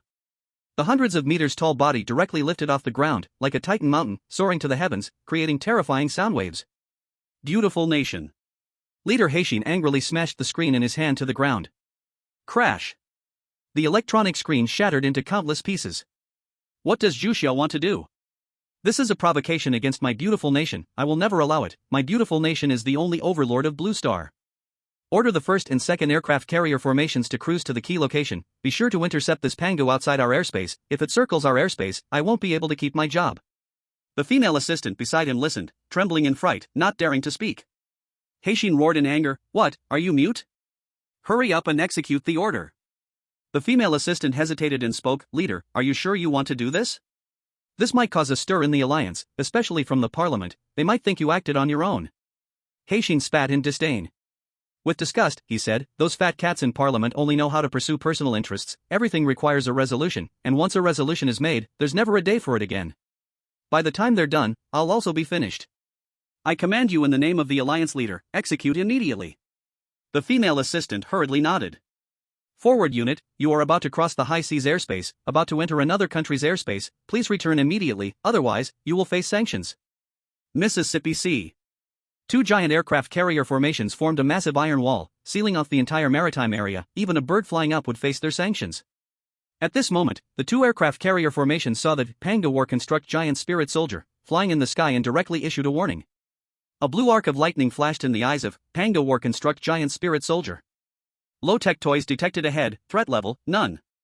No need to pay attention. Pangu simply scanned and didn't take it seriously, directly flying over, crossing this maritime area. Below on the aircraft carrier. Commander, what should we do now? A strong man from beautiful nation turned to the highest commander nearby. The highest commander shouted angrily, you ask me, who do I ask? Is this thing something we can deal with? The fat pigs up there only know how to use us as shields. If something goes wrong, we take the blame. If nothing goes wrong, we still take the blame. The highest commander, annoyed and helpless, shouted, open fire, bring him down. He didn't dare to ignore it. If he did, he would forever be hung on the pillar of shame as the highest commander. Instantly. 2 aircraft carrier fleets roared with cannon fire, shooting into the sky. Steel flames, like falling meteors, flew toward the Pangu war construct giant spirit soldier. The Pangu war construct giant spirit soldier scanned with its eyes. Detected hostile intent from low-level beings, threat level, 0. But hostility must be repaid with blood, retaliate immediately. In an instant. The Pangu war construct giant spirit soldier transformed into battle mode. It drew its main weapon from behind, a giant blade shaped like Pangu's axe, particle cutting blade. The Pangu Aeon axe-shaped particle cutting blade is forged from special neutron star material, with a layer of high-energy particle field covering its surface. When attacking, the particle field instantly activates, forming an energy blade that can cut through any material, whether it be enemy warship armor or strong fortress defenses. They are as fragile as thin paper before this giant blade. The giant spirit soldier held this Pangu Aeon axe-shaped particle cutting blade, a gigantic weapon over 100 meters long, in its right hand. A flash of crimson lightning flickered in its eyes. Chapter 10, Particle Cannon. In an instant, the giant blade was activated, and the particle field of the blade instantly ignited, forming an energy blade that can cut through any material. This energy blade was entirely purple crystal in color, instantly expanding into a giant purple electric energy blade dozens of meters long, carrying a frenzied aura of destruction. Just this axe was 1/3 the size of the biggest aircraft carrier of the beautiful country below. And the beautiful country's aircraft carriers truly looked like toys in front of the Pangu war construct giant spirit soldier, facing countless warships below and the dense missiles launched from nearby aircraft. The Pangu War Construct Giant Spirit Soldier didn't move at all. It merely activated the star shield on its left shoulder, expanding an energy barrier that enveloped its entire body. Then, boom boom boom. Countless crossfires surrounding the Pangu War Construct Giant Spirit Soldier created terrifying explosion clouds, shockwaves, and air blasts that pushed the clouds in the sky kilometers away. In the endless clouds above, a giant void was formed. This time the great toy of Zhuia should be destroyed. No one can flaunt their power in front of my great beauty, or they will face the judgment of doom. Even if there are strange survival game rewards, what of it? The levels of national strength and technology can never be crossed. Our great beauty's civilization level far exceeds outsiders' imagination. In front of us, you are just lowly monkeys. Want to challenge our dominant position? You will never succeed. We are the lighthouse of civilization, the direction to move forward. You can only follow us, or else you shall be heretics. Exactly, I, the kimchi, will forever be the little brother of great beauty, willingly crawling at great beauty's feet. This is the utmost glory. I, in my humble life, am willing to serve great beauty as a loyal dog, the vanguard of great beauty. Wherever it points, I shall strike without question. Same for Europa. Same for the setting sun. Same for the Gallic rooster. I'm dying of laughter. My iron brother is laughing too. Don't rush to offer your loyalty. Take a good look at the current situation. Exactly, these people are forever trapped in their own world, thinking it is still the past, self-proclaiming sophistication, but in fact, they are only wrapped in a thick layer of shame. Their comments were just sporadic bits of madness in the great beauty craze, quickly drowned out by overwhelming comments, sent straight to the trash heap. No one cared. One by one, they continued to flatter, contributing their loyalty. Of course, after all, most people were not professionals, they were just intoxicated by the surface spectacle, lost in a trance. However, they did not notice. On the aircraft carrier, the atmosphere was extremely tense, even dead silent. The big brother next to him broke out in a cold sweat of panic. Commander, what should we do? It seems all attacks are ineffective. According to the detection wave, the energy shield activated by that Pangu War Construct Giant Spirit Soldier doesn't even show a fluctuation, completely impossible to break. Bang! The Supreme Commander slammed the nearby table. Damn it, those fat pigs just know how to create trouble for me. Such a huge mess, yet I have to face it head on. It's as if they want me dead. They are truly a bunch of selfish pigs. Then, the Supreme Commander's face instantly darkened like water. Alas! This time, it's a big problem. A ruthless and ferocious look quietly appeared on his face. Adjutant, go and bring me our secret weapon. We can't let this group of Central Summer monkeys show off. The black adjutant changed color. Commander, do we really have to do this? This weapon is still in the testing phase. If we don't keep it a secret, other countries might learn about it, and the top brass will not let you off. The Supreme Commander said coldly, we can't care about that now. We have already attacked that monster. Now we are in a state of either you die or I live. It will definitely not let us go. If we continue to hide, we won't just be spending our next life in a military prison, we'll be serving time in hell. The black adjutant instantly understood the urgency of the situation. He hurriedly went to issue orders. Suddenly, a huge nuclear-powered submarine revealed its menacing exterior from the water, then its upper half split open with a massive gap, widening to both sides. Then, a gigantic cannon emerged from within. This cannon was at least 100 meters long. Compared to the massive ship, it looked like a long chopstick stuck into a small potato. Although the analogy is not fitting, it is quite vivid. Then, the entire cannon began to preheat, emitting dazzling light. A strong and narrow particle beam, with a terrifying blue arc, shot out from the cannon. Particle cannon. It directly struck the energy shield of the Pangu War Construct Giant Spirit Soldier.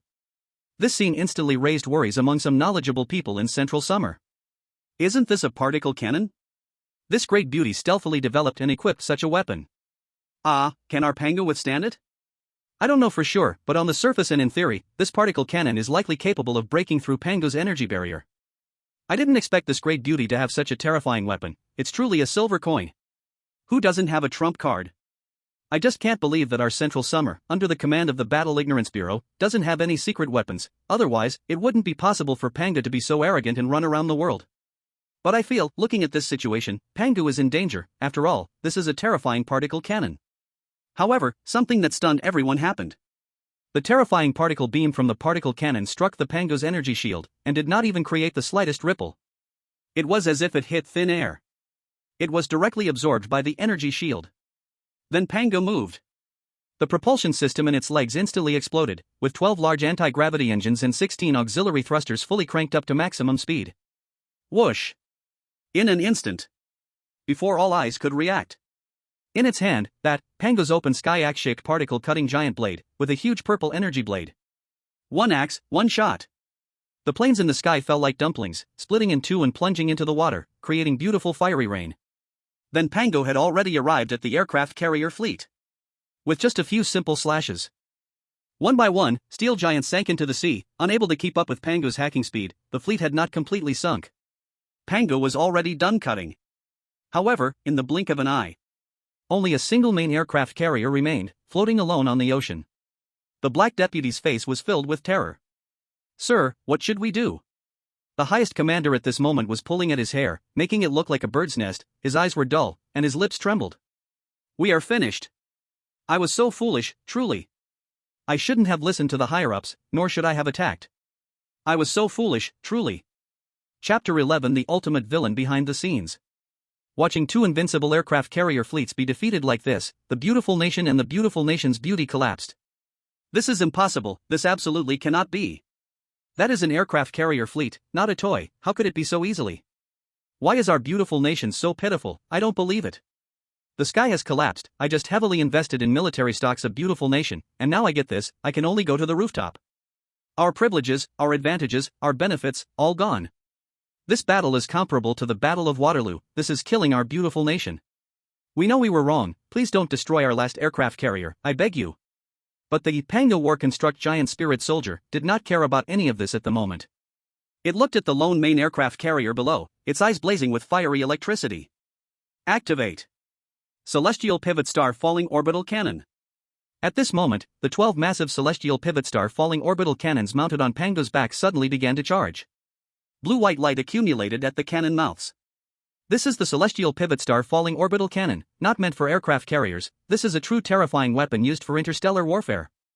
The Celestial Pivot Star Falling Orbital Cannon has a barrel diameter of 20 meters. The railgun uses electromagnetic acceleration principles, capable of accelerating specially made antimatter shells to near the speed of light. Its launch creates intense light and sonic booms. The power of a single shell is enough to destroy a small planet, and its range covers an entire star system, able to make long-range precise strikes against enemy rear bases and space facilities. Celestial Pivot Star Falling Orbital Cannon. Ordinarily, the Celestial Pivot Star Falling Orbital Cannon is mounted on space warships and various space bases for interstellar offense and defense. Only Pangu, as a super-constructed mech, has the terrifying compressed sun as power to afford such a terrifying giant cannon. But now it was going to strike an aircraft carrier. It is akin to using a cannon to swat a mosquito. Below, the Black Deputy and the highest commander of the aircraft carrier were completely terrified. They witnessed the tremendous power of the terrifying energy giant blade in the hands of Pangu War Construct Giant Spirit Soldier, slicing through ships as easily as cutting melons. They no longer dared to underestimate this array of 12 terrifying giant cannons, each 20 meters long. They did not believe this giant cannon array was like their secret weapon, a particle cannon over 100 meters long, yet unable to break even a shield. Now, at the cost of their lives, they realized that Pangu War Construct Giant Spirit Soldier is true black technology, and the gap between it and beautiful nation's weapons is far beyond different dimensions. They knelt on the ground, voices hoarse, raising white flags. "Please, spare us. Don't kill us." However, Pangu War Construct Giant Spirit Soldier was not human. Its towering body was layered with nano-level composite armor, each metal plate engraved with ancient runes, flowing with ghostly blue energy veins. Those optical sensors, devoid of emotional fluctuations, were scanning the battlefield at 1 trillion calculations per second. This is true artificial intelligence, a true war machine of slaughter. It had no heartbeat, no adrenaline, nor would it generate any human emotional fluctuations. In its core algorithms, there was only the ironclad rule to execute the optimal solution of eradicate all evil. When the threat level surpasses the threshold, the destruction program will start with absolute rationality. In an instant, the world changed color. The antimatter cannon array behind the giant spirit soldier unfolded, and 12 pitch-black cannon muzzles lit up with dazzling white light at the same time. Space began to twist under the gathering of ultra-high energy, and the water molecules on the sea surface were ionized into plasma state. With a shriek that exceeded human hearing limits, 3 antimatter shells shot out in a triangular formation. Boom! The first shell penetrated the aircraft carrier's nuclear reactor, and the pure energy produced by the annihilation of matter and antimatter instantly vaporized the 300-meter-long steel beast. The second shell exploded at the bridge position. The shockwave pushed the seawater in the entire area into a 1,000-meter-high circular water wall. The third shell drilled into the seabed, triggering a chain reaction deep within the rock layers. This was not an ordinary explosion. Centered on the impact point, a vacuum region with a diameter of 50 kilometers suddenly formed. All matter within the range was deconstructed on a microscopic level, and even light could not escape in time. A perfect hemispherical giant pit appeared on the sea surface, with the water molecules on the pit wall arranged in a strange crystalline form. The seawater from afar rushed in madly. But upon contact with the annihilation region, it turned into nothingness, quantum bubbles. The giant spirit soldier high in the sky slowly retracted its cannon, energy arcs danced in the armor seams. The clouds below it were torn into radiating whirlpools by the shockwave, sunlight shone through the gaps in the clouds, casting beams of light, enveloping this war machine in a sacred and terrifying halo. At this moment, the world was shocked, speechless with fear. What the hell? Whoa, what the hell? Whoa! Oh my god, I'm so scared I peed myself. Terrifying. Terrifying. Terrifying. Great terror. This damage is too damn off the charts. Is this still Blue Star? Did we just stumble into an interstellar war? Mom asked how I saw it. I said I watched it on my knees. You can still watch it on your knees, that's impressive. I'm watching it lying down, my whole body is soft, I can't muster any strength. Just asking, who else? The rewards from this weird game are too scary, this is simply an era-defining weapon. With this Pangu giant spirit soldier, my Xiao will fear nothing. Little Japan comes to meet Zhuia. I, Little Japan, have been a vassal of Zhuia since ancient times, regarding Zhuia as the Heavenly Dynasty. Today we announce we want to return to the rule of the Heavenly Dynasty. Kimchi comes to pay respects. We Kimchi are, after all, part of the Confucian cultural circle. Zhuia is our suzerain, we are loving family, Zhuia is dad, and we are sons, blood ties are strong. What are you talking about? Our monkey nation is the true son of Zhuia. You Kimchi can only be counted as distant grandchildren. Know that since ancient times we have been directly governed and ruled by Zhuia. Nonsense. You crooked country folks are now afraid, why didn't you act earlier? Come on, continue being arrogant. Why aren't you hugging your beautiful country daddy's thigh anymore? Yeah, these people are cheap, deserve to be dealt with. Now they dare to come and falsely claim kinship. We have no sons and grandsons like you, it's so damn unfilial, we can't afford to climb that high. And in the weird world. Weird city, death god Pawnshop. Fan pinched his chin, looking at that Pangu giant spirit soldier, and couldn't help but find the expression strange, looking at the oddly well-behaved floating Dao of the weird. Where did you get this technological weapon? Weird Dao, I am very strong, okay? Asterisk backslash, slash asterisk degree asterisk. I absorbed some tech-based worlds and modified the leftover ordinary junk, just right to make their rewards. Otherwise, without some excitement, how would they become fascinated with the weird? At this moment, the weird Dao smiled slyly. Fan thought to himself, why do I feel like I've turned into the true ultimate behind-the-scenes villain? This is somewhat inexplicably sudden. Chapter 12, The Strange, the Hellish Demon. Everyone, hurry to see. It's so terrifying, the fog city of the Sunset Kingdom is suffering from a strange invasion. What the heck? It can't be there. Oh my god, I'm so scared I could pee my pants, how is it so terrifying? What is this strange thing, how can it be so huge, damn it, it's almost big enough to swallow an Ultraman whole. There's no hope, the fog city of the Sunset Kingdom is done for. Sigh, I was just happy a moment ago, after all, getting rewards from the strange world seemed good, but now I feel hopeless, how can we fight against such a terrifying natural disaster? Yeah, I feel like there's no future for our world anymore. Everyone, don't be pessimistic, I believe that humans can conquer nature. Buddy, you're too naive, conquering nature is just a beautiful wish of mankind, think about it, even an earthquake can't be resisted by humans, let alone a strange invasion that is countless times more terrifying than an earthquake. Sigh. I always feel like this strange national survival game is playing with us, making us sink deeper into despair bit by bit. What can we do? We don't even know what the strange things are, where they come from, or what their purpose is, how can we talk about fighting against the strange? It's over, strange invasions are showing up one after another in other places, each one more terrifying than the last. Sigh, everyone be grateful, we have Xingyue, she has shouldered this for us, without her, we would have faced such a terrifying invasion, otherwise. Yeah, thank heaven, thank the earth, thank Xingyue, and Fan's mercy of not killing. Looking at it this way, Fan is truly a good person when it comes to fighting against the strange, if someone is chosen next time, be sure to pick him, perhaps that is our way out. Fog City. The city under the dense fog seemed covered by a layer of rotten gray veil. The sky was a sickly dark red, like burnt flesh, and crimson lightning occasionally flashed through the clouds, illuminating the giant strange shadow wreaking havoc among the ruins, the hellish demon. It stood hundreds of meters tall, its skin like a blackened hard shell after lava cooled, with scalding crimson fluid flowing between the cracks. With every step it took, the ground crumbled like fragile cookies, skyscrapers under its feet were like children's building blocks, casually kicked and flattened. Its head seemed to be pieced together from twisted beast bones and rotten flesh, with 4 crimson eyeballs irregularly scattered on its face, making a sticky gurgling sound as they moved. Hellish demon. Roar. Its roar unleashed a visible sound wave, shattering glass within thousands of meters. Countless people, fleeing in panic, covered their ears but were still shocked to the point of bleeding from their orifices, collapsing and convulsing on the ground. The hellish demon seemed to enjoy this chaos. It grinned widely, its mouth full of jagged teeth, and from deep within its throat came a sulfur-smelling thick cloud, releasing a low and pleasurable rumble of laughter. Human screams, cries, and desperate prayers sounded in its ears like the most beautiful symphony. It deliberately slowed its pace, watching those ant-like figures desperately flee beneath its feet, then lightly crushed them with a single finger. Splat, flesh and concrete mixed into sludge, sticking between its fingers. Ants struggle a little more, make it more enjoyable for me. Its voice sounded like a dull echo from the depths of the earth, shaking the very air. Suddenly. Whoosh. Whoosh. Whoosh. Dozens of missiles sliced through the thick fog, trailing bright white tails as they rushed towards it. The hellish demon merely glanced at them with disdain, a blinding fire igniting from deep within its throat. Whoosh, boom. What it spat out was not ordinary flames, but the breath of hell's destruction. Wherever the flames passed, the air twisted and boiled. The missiles didn't even have time to explode, melting into molten iron in the extreme heat, showering down like raindrops, burning holes that puffed black smoke into the streets below. Foolish. It sneered, its 4 eyes simultaneously turning towards the sky. Dozens of fighter jets dived down in a suicidal manner, their cannons spitting fire. Bullets hitting its body felt like mere scratching sensations. The infernal demon slowly raised its arm, its fingertips lightly tracing the air. Boom!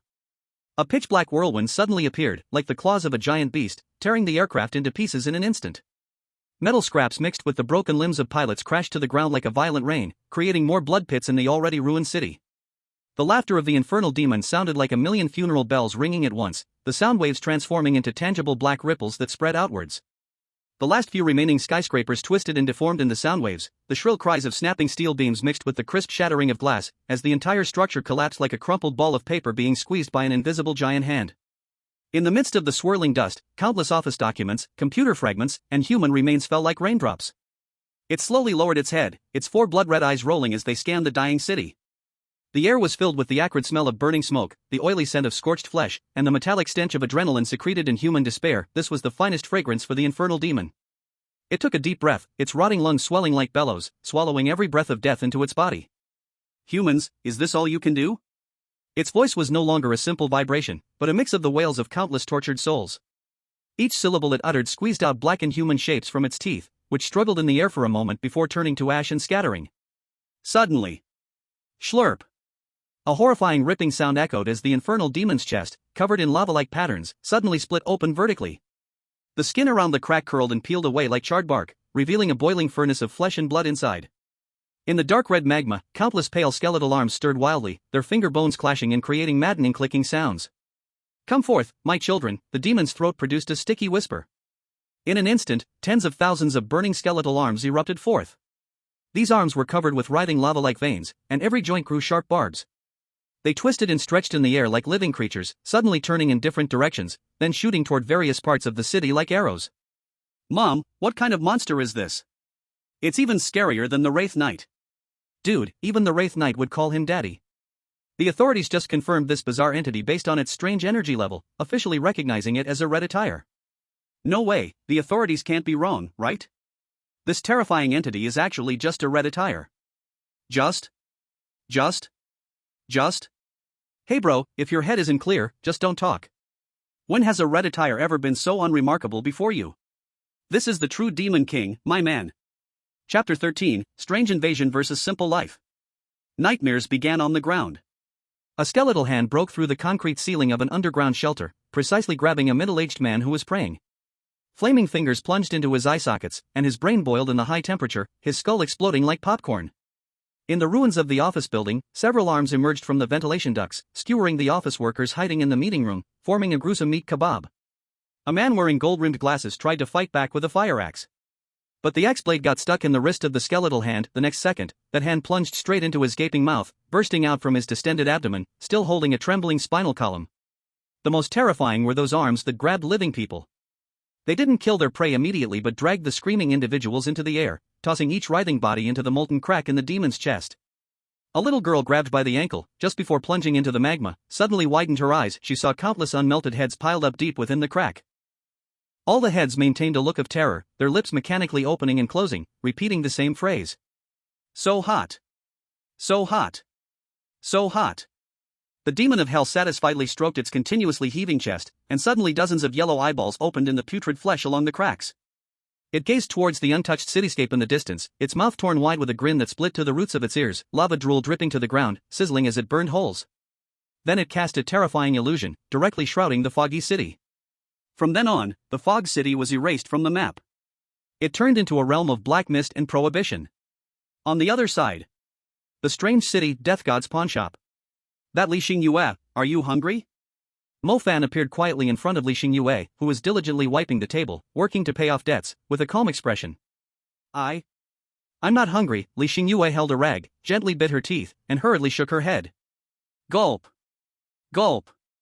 Unexpectedly, at that moment, a dull sound from her stomach rang out at an inopportune time, causing Li Xingyue's small face to instantly turn red, pink and tender, like a ripe pink apple, making one unable to resist wanting to take a bite. At this moment, Li Xingyue's expression was somewhat awkward. Well, Mo Fan's cold face almost couldn't hold back a smile, the corner of his mouth slightly curling up. Alright, if you're hungry, just say it. I'm not a boss who mistreats my own employees. Let's go, wash your hands, and come eat with me. Li Xingyue opened her mouth wide. This. At this moment, she felt very confused in her heart. Wasn't it said that strange beings are extremely terrifying and evil?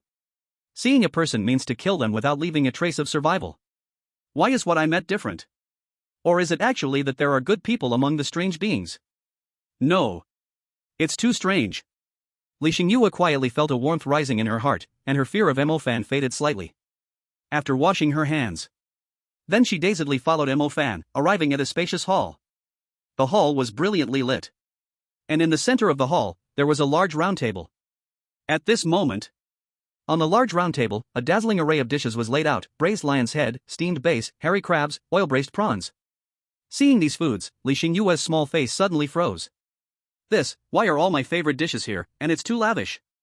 She glanced over with her eyes and roughly counted that there were at least more than 30 dishes on it. And each dish was visually appealing and full of aroma. Moreover, beside it, there were 2 high-footed glasses, filled with what seemed to be a silver liquid, as if harboring a sea of stars. Wow. What is this? It looks so beautiful. Li Xingyue was directly mesmerized by the dazzling light. Mo Fan sat in a chair, saying lightly, "What are you staring at? Come eat. Is it not to your taste?" Li Xingyue snapped back to reality. No, it's great. No, it's too lavish. Mo Fan spoke casually, but it's just plain food. What's so lavish about it? Hurry over and eat, or it'll be cold and won't taste good. Li Xingyue stumbled forward as if in a dream, sitting by the dining table, initially feeling a bit constrained, but once the food entered her belly, she immediately relaxed. So delicious, so good. These were all her favorite dishes, and this time the meal was far better than any she had ever had before. It made Li Xingyue unable to contain her joy. Mo Fan's cold face quietly bloomed with a hint of a smile, but it was fleeting, instantly vanishing. Don't just focus on eating, this starfruit wine is really good, you should try it. Li Xingyue raised her glass and took a light sip, and her eyes immediately brightened. Wow! So delicious. Damn, while others are suffering and enduring strange invasions, my Xingyue is having a feast. This feast is too lavish. For all? Is this Mo Fan serious? This is just plain food. I admit, I'm jealous. I've never eaten such lavish plain food in my life. Oh. Upstairs, perhaps you won't be able to in your next life either. After all, who would have a good person serve 36 dishes for a meal? I just counted carefully. How? 36 whole dishes. This Mo Fan, he's way too good to Li Xingyue. I declare, this Mo Fan is mine from now on. This is how my male god should be. Upstairs, who are you? Please go look in the mirror, wash your face, and wake up. However, I think, maybe these dishes are just plain food for Mo Fan. Who knows? But this meal can show that Mo Fan won't harm Xingyue for now. That's what reassures me. Seeing those strange scenes that came, I was so scared. It's best if this kind of thing never happens again in Zhuia. I think the same. I hope Xingyue can live well. Everyone, I'm announcing an exciting news: Little Days has perished. Go watch it now. After this village, there will be no such shop. Does Little Days have a continent? Isn't it just an island? But this kind of delightful news, I've got to watch. If others face this, I might offer a moment of silence, but for Little Days, forget it, I'll just clap. Let's go, brothers, let's go watch the fun. Same here. Same here. Let's send little days off. Who's buying a clock?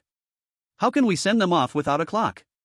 Old bro, bought it, already prepared. This is my same city express, 10 minutes to arrive, just to send a clock. See the picture, JPG. Clock. I'll go, such a big clock, bro, you really put in effort. This is truly how a Zhuia man should act. Of course not, I have nothing good to say about little days.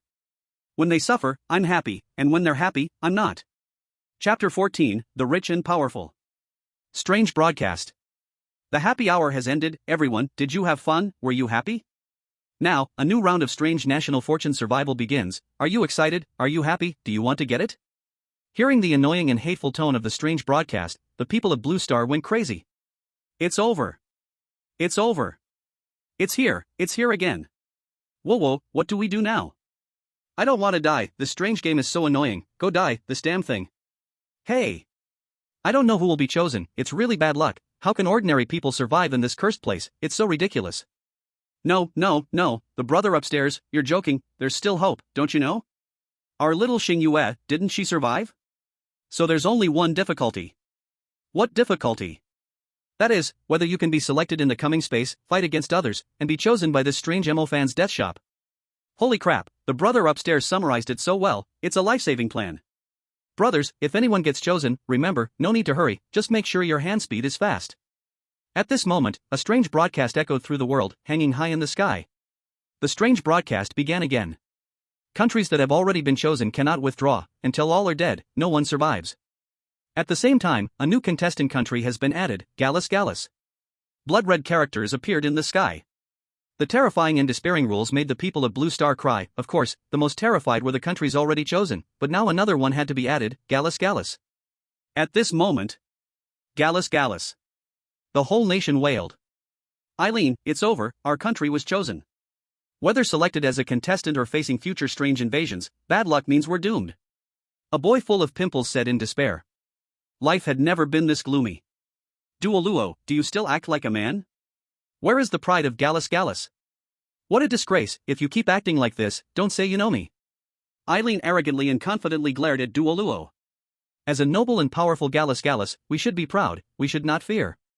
Looking at Eileen, full of confidence, shining like holy light, Duoluo felt a bit ashamed, with a face of admiration. Eileen, you are truly courageous. Inner strength truly powerful. Irene, proud like a swan, gently nodded, seemingly accepting Duoluo's praise.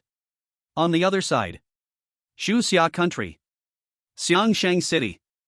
A luxurious villa. Oh. Family, I'm logging off now, you will always be my favorites, love you all. Xia's famous online broadcaster Yang Li quietly disconnected the livestream.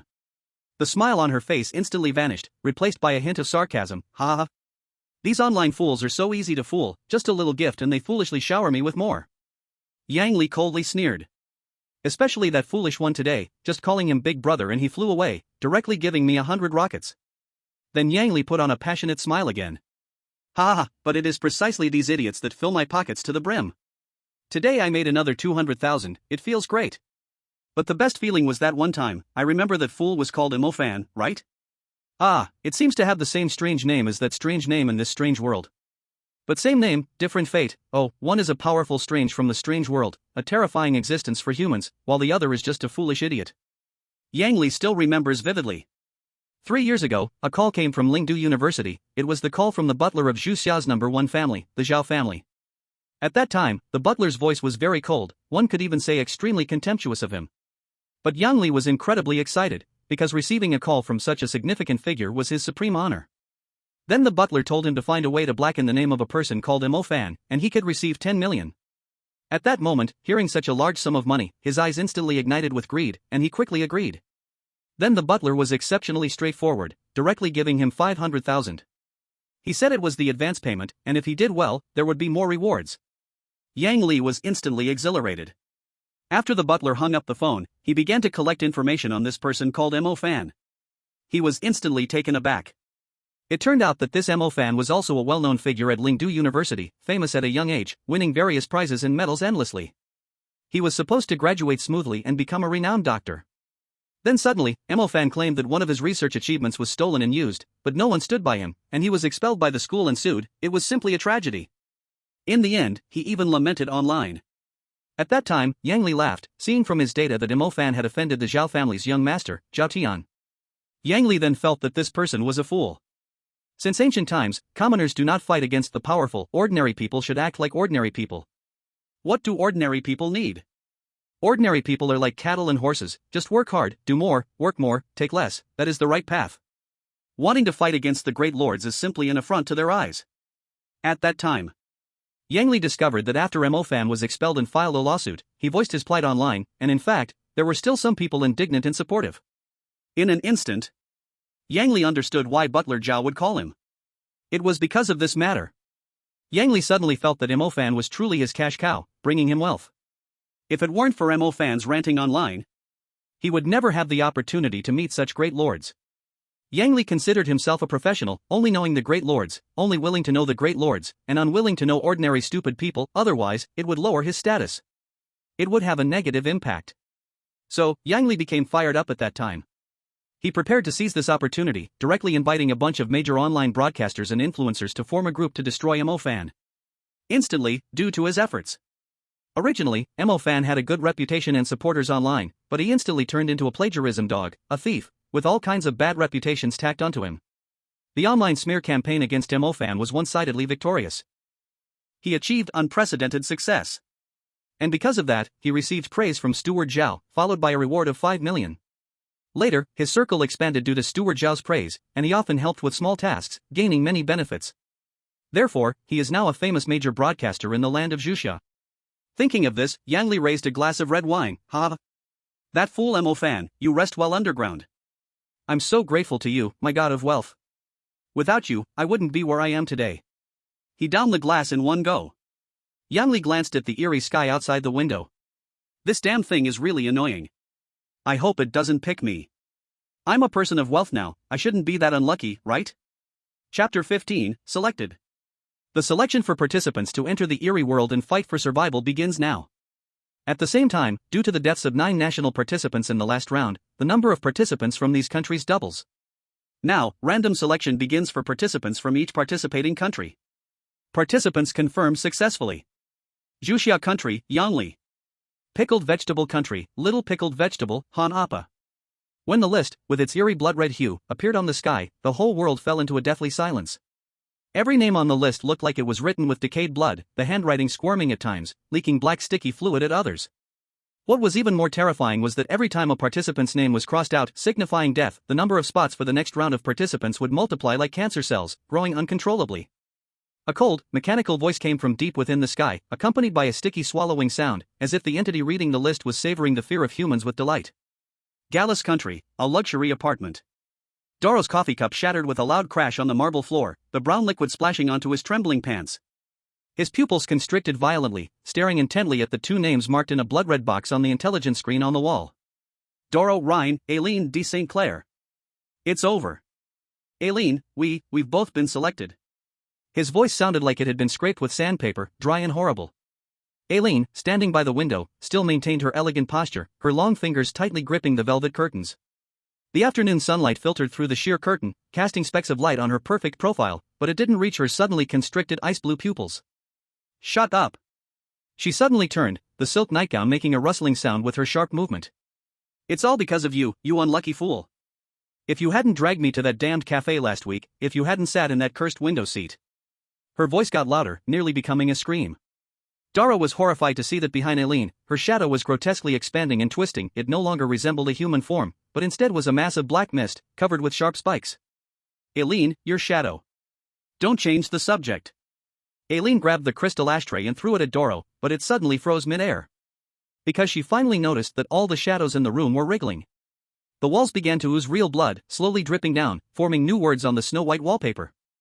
Welcome to hell, little lambs. Remember, your screams are our best appetizer. Outside the window, the once clear sky was suddenly covered by rolling blood clouds. Distant screams echoed. Other selected participants were experiencing the same terrifying visions. Eileen's carefully maintained cold facade finally shattered.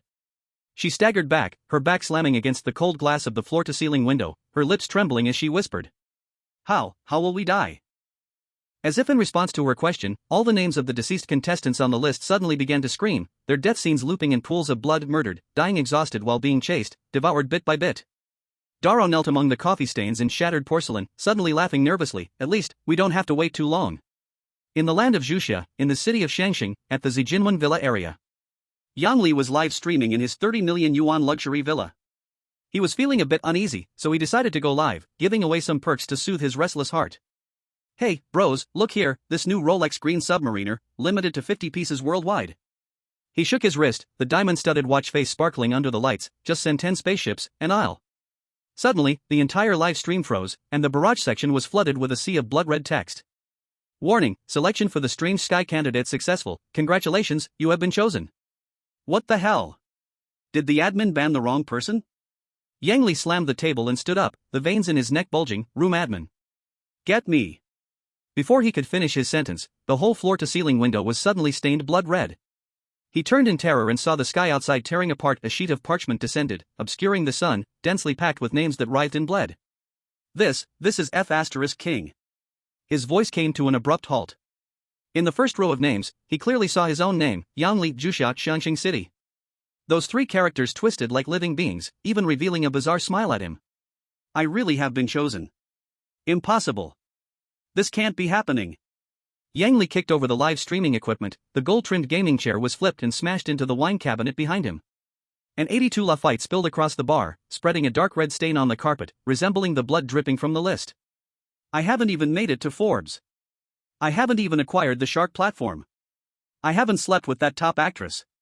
He screamed hysterically, tugging at his Gucci shirt, expensive buttons popping off. Why me? I paid so much money.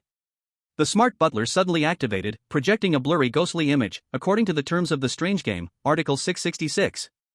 The chosen one must meet the following conditions. Turn it off. Turn it off. Yang Li frantically pounded the smart panel on the wall. Only to find that all electronic devices began playing the most humiliating moments of his life: early live stream fabrications, privately insulting fans, doing side jobs, and surveillance footage of him doing drugs in a club. Thinking about his impending death, Yang Li was pained, desperate, and suddenly thought of something? No. I still have a way. He trembled as he pulled out his phone and dialed a mysterious number. Master. Last time you mentioned the fortune-turning ritual, no matter the cost, save me. A chilling sound of chewing came from the other end of the line, followed by a hoarse voice. Mr. Yang, your order is being processed. What order? I didn't. He suddenly froze. On the solid wood floor of the living room, a pool of thick black liquid had appeared without him noticing. Floating on the surface of the liquid was a photo of his former assistant who had accidentally died last week, and the photo was slowly being corroded. The chandelier on the ceiling suddenly went out, and the sound of dripping water echoed in the darkness. Yang Li trembled and turned on the flashlight on his phone, shining it towards the source of the sound. His million-follower trophy was melting, the gilded surface peeling away to reveal a shriveled head inside. Ah! Swish! The head shot out a beam of red light. Yang Li disappeared. Chapter 16, Professional Survival. In this round of the strange national survival game, once a country has chosen a landing location, it cannot be changed. The landing location is automatically locked, based on the chosen location from the last round. Hearing this announcement about the strange survival game, contestants and most countries instantly broke down. Wataxi ba, we don't agree, this damned bizarre survival game, how can it be like this? This rule is not favorable for us. We demand changes. Bagayalu, damn it, this is unfair. Damn Zhuia, why should they enjoy such benefits? Benefits should be enjoyed together, shared, a shared economy, benefiting you, me, and him. What are these foreigners thinking? Anyone can tell, this abacus bead is about to bounce on my forehead. Now they're dumbfounded. Yeah, just like who doesn't know, these old foreigners just want to take advantage of choosing the weird during the conception space to grab the weird imofan first, avoiding the crisis of death, but now all their calculations have backfired. Hey, it seems that this Yang Li from Zhuia is really lucky. This has allowed him to pick up a bargain. It's completely beneficial for him, and who knows how the rules will change in the next round. Speaking of which, isn't this Yang Li the most famous big streamer from Zhuia? Wow, it really seems so. Oh my gosh, brother Yang, after just a day, you've already been hung on the wall. What am I going to do from now on? I won't be able to see your live streams anymore. Brothers above, don't panic, watching the weird live stream now is also pretty good. Big streamer Yang Li is updating live in real time, way better than his usual 2 hours, right, brothers?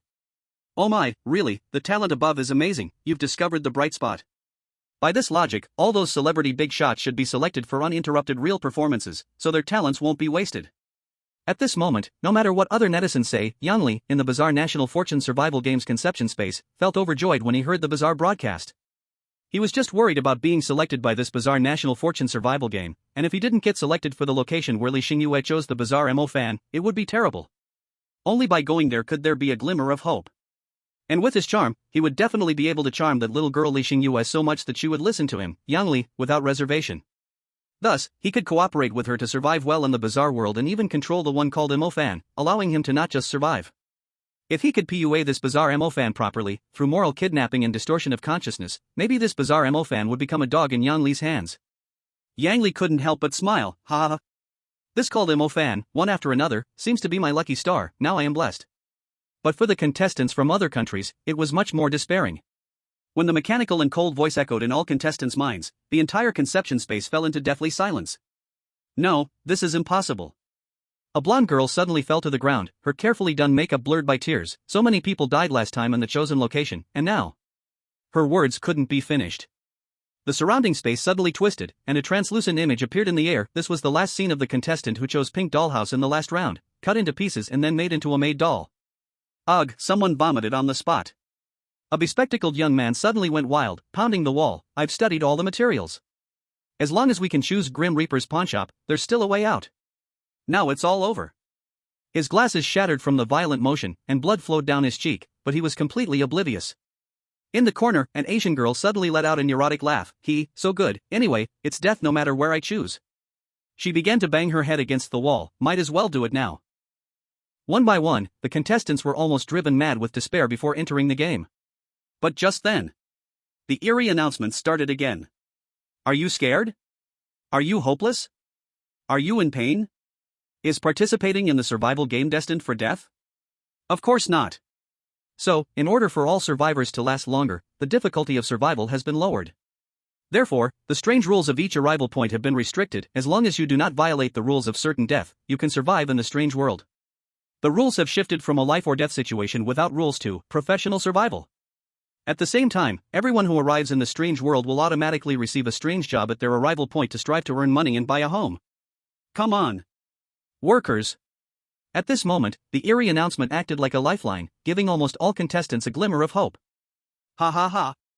I don't have to die. I don't have to die. Isn't it just working? I'm a professional worker, working 007 is my norm, no exaggeration. Being able to work is a kind of happiness. The bespectacled man looked crazed, and hope shone in his eyes. At this moment, Yang Li felt a bit upset. Damn. How can these broke people be on the same level as me? It's really uncomfortable. Why don't they just die? At this moment, because of the major rule change, it seemed the death rate had dropped significantly, and discussions became lively. Zhuia people really think they got a good deal? Unfortunately, they gain nothing. Now that the rules have changed, it's mainly professional survival. When it comes to the handling of professions and jobs, my little life is the strongest king, the king of jobs. This is secured. Little lives, you mean those workaholics who take breaks anywhere? They're just machines, useless. Exactly, in this regard, we still have to look at my pickled vegetable appa, whose meticulousness and refinement at work can't be compared to others. Little lives are just roadside garbage, and Xiao are just useless. They're really getting cocky after gaining a little benefit. Look, look. The faces of these sticks and little lives are so disgusting, bullying the weak and fearing the strong, thinking too highly of themselves, it's ridiculous. Upstairs, you haven't gotten used to this barbaric behavior, why bother caring, it's just amusing. Right, instead of looking at these, it's better to watch our big streamer Yang Li. You know he is the one with real good luck, hitting a jackpot of favorable conditions. And he also has Li Xingyue to support him. This time, our Xiao is worry-free. Chapter 17, Bank Teller. Eerie City, Snowflake Bank. The towering Snowflake Bank building stands at the end of a foggy street, its Gothic spire covered in black ice crystals that never melt. The revolving door spins silently, occasionally spitting out a few customers in suits, their ties wriggling like living creatures, with faint heartbeats emanating from their briefcases. Eileen sat upright in the leather chair of the training room, her fingers unconsciously rubbing the work badge on her chest. The metal plate was cold to the bone, as if absorbing her body heat. Daro next to her kept adjusting his bow tie, dark red stains seeping through the silk fabric that wouldn't come off no matter how he wiped it. Welcome to the Snowflake Bank family. The voice of the bone-chilling manager sounded like nails scraping against glass. His tall and thin body nearly touched the ceiling, and the hem of his suit revealed 4 pairs of insect-like lower limbs with reversed joints. Whenever he moved, a pungent smell of bone powder wafted in the air. Rumor had it that it was left by a previous incompetent teller. The projector automatically lit up, playing a distorted training video. Rule 1: the customer is always right. On the screen, a teller was ground into meat paste by iron pincers that suddenly extended from the counter for questioning the customer about the eyeball currency. Rule 2: unconditionally fulfill demands. This time, it was a female employee shaking as she refused to accept baby deposits. Suddenly, the telephone receiver on her desk elongated, diving straight into her ear canal. Erin's fingertips dug deep into her palm. She noticed that the victims in the video all wore the same badges as they did. The numbers were exactly their current seat numbers. The last rule: the manager's compound eyes suddenly turned toward them. This industry values employee dedication the most. His mouth opened, spewing cold, rotten air, like Jenny from the branch next door who voluntarily let a customer take her 3 ribs as collateral last week. She's already a vice manager now. Dorothy's Adam's apple rolled violently. He stared intensely at the Employee of the Month photo wall behind the manager. Every smiling face hung with the same golden plaque, and the frame edges were clearly stitched together from human finger bones. Holy crap! Holy crap! Holy crap! I just realized that my 17-hour shift is actually a blessing. At least it's not like working in that bizarre world where you literally work with your life on the line. Yeah, I thought the same. Working all year without a break seemed ridiculous, and now I realize this job is still too easy. At least we don't have to do whatever the customer wants. Too terrifying. You all are being ridiculous. Of course, it's that way in the bizarre world, but we are in reality. But sometimes, reality can be equally more surreal. These rules are too terrifying. Completely putting your life in the hands of bizarre customers. It feels like these 2 goals won't last long. Indeed, with these increasingly absurd rules, I don't believe they can survive. Alright, let's start working. As the bone-cutting manager clapped his hands, the entire space twisted and warped like paper kneaded by a giant hand. The training room walls collapsed like melting wax, revealing a blood-red bank lobby behind. The crystal chandelier didn't hang with light bulbs but with murky eyeballs, swaying gently with an unseen cold wind, casting a morbid yellow light. Outside, blood snow silently fell. Each snowflake left winding trails on the glass, resembling living forms that created vague human face outlines. The calling machine suddenly emitted a piercing beep sound, spitting out number tickets that trembled like a snake's tongue. The word death, written in pus and blood, slowly rotated in a clockwise direction. Ding-a-ling. The doorbell rang. The first customer walked in, leaving behind wet footprints. It was a hunchbacked old woman, holding a human skin umbrella that was still dripping pale yellow tissue fluid. The umbrella surface vaguely showed distorted facial outlines. The umbrella ribs were made of 7 vertebrae. Every time she moved, it made a painful creaking sound. Good morning, esteemed customer. Erin's voice was astonishingly steady, only she could feel the cold sweat seeping down her spine. Her lips, painted with limited edition Dior lipstick, maintained the perfect curve of a smile, while her nails had already dug into her palm. The old woman didn't respond. She simply pulled out a wriggling passbook from her bosom. The dark red cover was covered in tiny teeth, opening and closing in rhythm with her breathing. When she placed the passbook on the marble counter, Erin clearly saw the photo stuck on the passbook's first page. It was the very bank clerk who had gone missing last week during training. Dorothy's breathing suddenly grew heavy. Erin caught a glimpse of him secretly looking at his sleeve, where a crumpled sticky note was hidden, hastily written with their informal summary of the bizarre bank survival rules.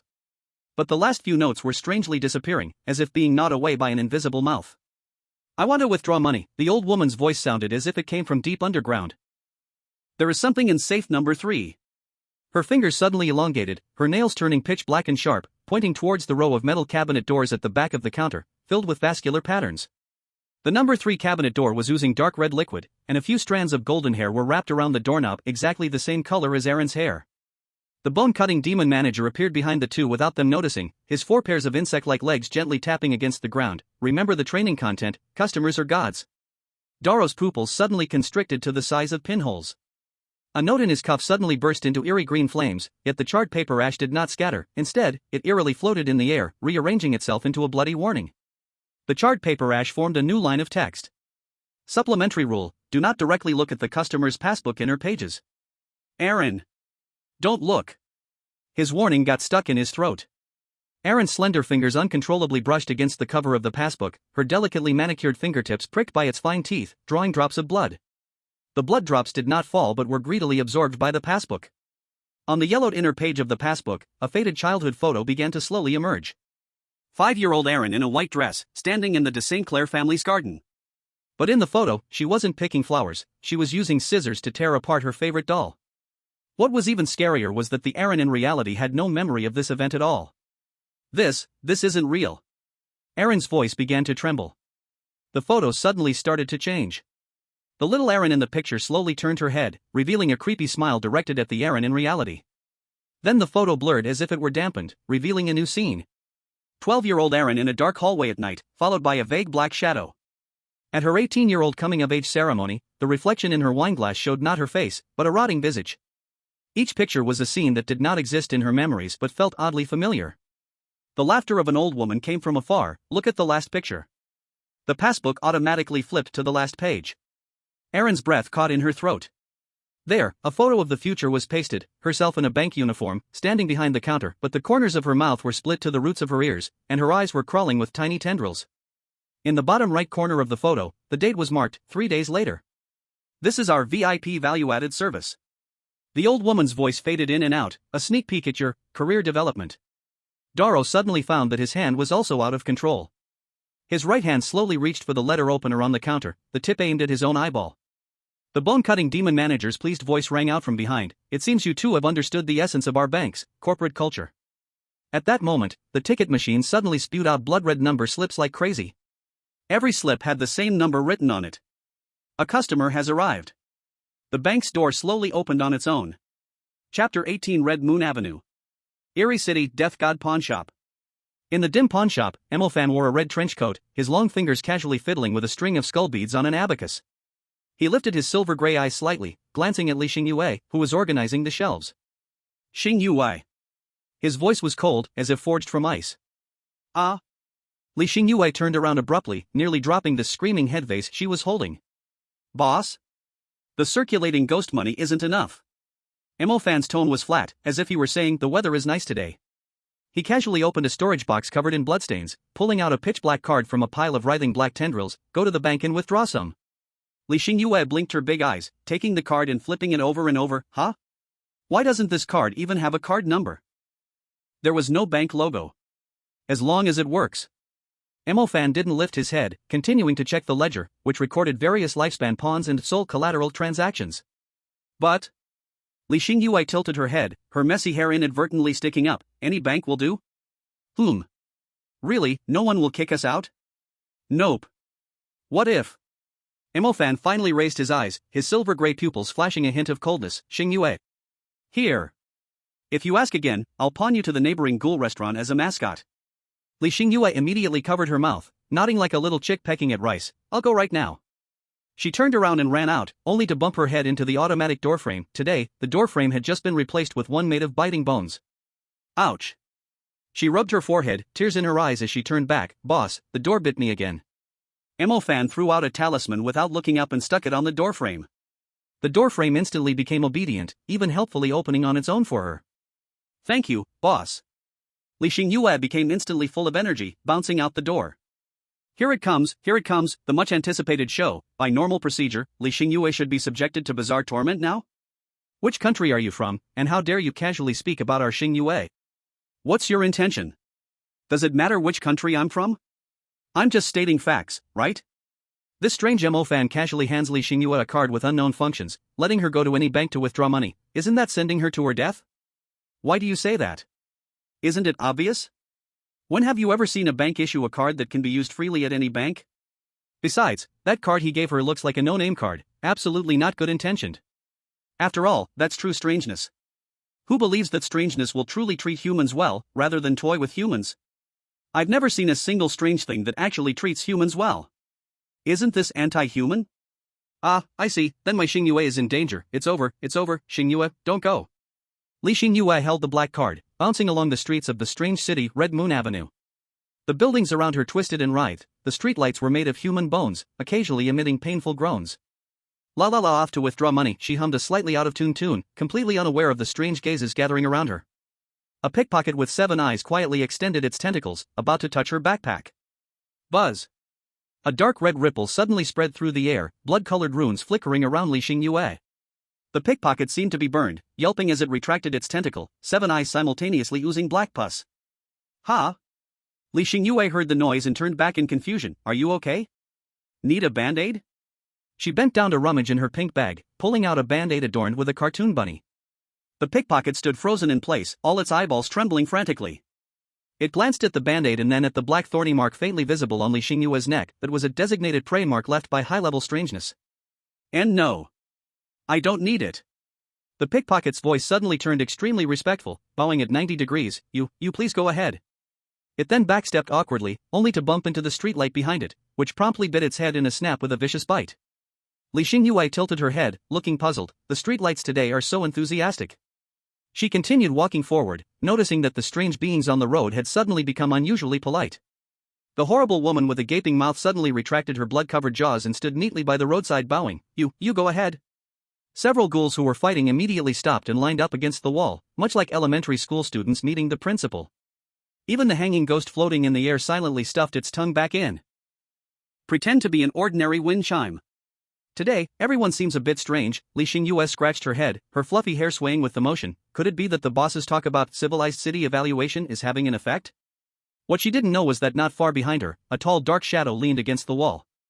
Mo Fan's silver-gray eyes flashed with a dangerous red light, and the black mist wrapped around his fingertips slowly retracted.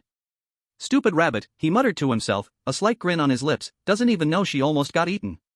At this moment, Li Xingyue suddenly stopped, seriously nodding at the air. It must be that the boss educates well. Hidden in the shadows, Mo Fan. He rubbed his temples and decided to cast a lost prevention spell on this foolish employee when he got back. After all, if such a stupid prey got picked up by other strange beings, where would that leave his reputation as the Grim Reaper's pawnshop? Meanwhile, all the blue-skinned people watching this scene exploded in outrage when they saw Li Xingyue easily walking on the streets of the strange city. What's going on here? This is unscientific. Why aren't these strange beings attacking Li Xingyue? Yeah, my third participant got caught just because they appeared on the street out of sheer curiosity and was immediately grabbed as a snack by a passing strange being, turning into a real no more. Don't say that. In my Emerald Kingdom, I was chosen to be a strange delivery person. While walking on the street to deliver food, I accidentally bumped into a strange pole, and it directly ate my head. Next to me, the strange being saw it and immediately joined in, and in an instant, I was left with nothing but bones. Exactly. How come Li Xingyue is so lucky, not touching those ridiculous rules that guarantee death? Li Xingyue skipped happily to a tall building. She took a glance. Snowflake Bank. This should be the place. And she immediately pushed the door open and entered. Chapter 19, Withdraw Money. In the lobby of Snowflake Bank, Eileen was mechanically handling business for a customer. This client's head grew upside down, and every time they spoke, maggots fell out of their nostrils. Please sign here. Eileen held back her nausea, handing over a business form made of human skin. At that moment, the bank's door was pushed open with a ding-dong. Sorry to interrupt, I'm here to withdraw money. A lively voice rang out, and Eileen suddenly looked up, her pupils contracting sharply. Walking in with dual pigtails and skipping was none other than Li Xingyue, the survivor from the first round of games. Eileen's nails immediately dug into her palm. Why, she screamed in her heart. Why does this silly sweet girl get to stroll around so easily while I have to serve these disgusting things here? Li Xingyue completely failed to notice Eileen's resentful gaze and was curiously examining the bank interior. While the decoration here is so unique, she touched the wall. This wallpaper feels really good, soft. That's made of human skin. Eileen's mouth twitched, her mind screaming, this idiot can't even recognize human skin? Hello, may I ask what kind of business you need to conduct? When Eileen took the pure black card, a chilling sensation ran through her fingertips. She carefully examined the card. No bank logo, no card number, not even the most basic magnetic strip. The entire card looked like a perfectly cut piece of obsidian, with occasional flashes of eerie red light on its surface. What kind of 3-0 product is this? Eileen's heart surged with joy. This fool actually came to the bank waving a toy card? She stealthily glanced at the bone-cutting demon manager standing beside her, whose 4 pairs of compound eyes were flickering with dangerous light.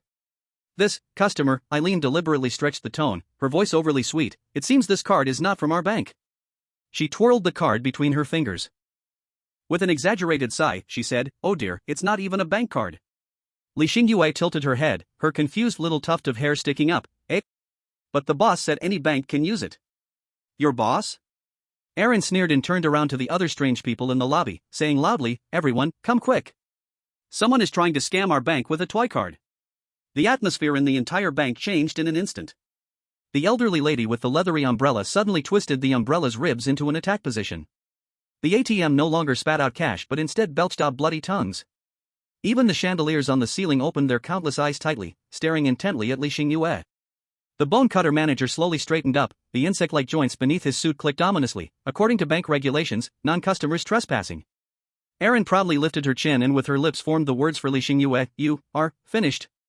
It's over, our Xingyue is going to be harmed by this Gallic hen, it's so fucking hateful, I want to wipe out all the people from the Gallic hen.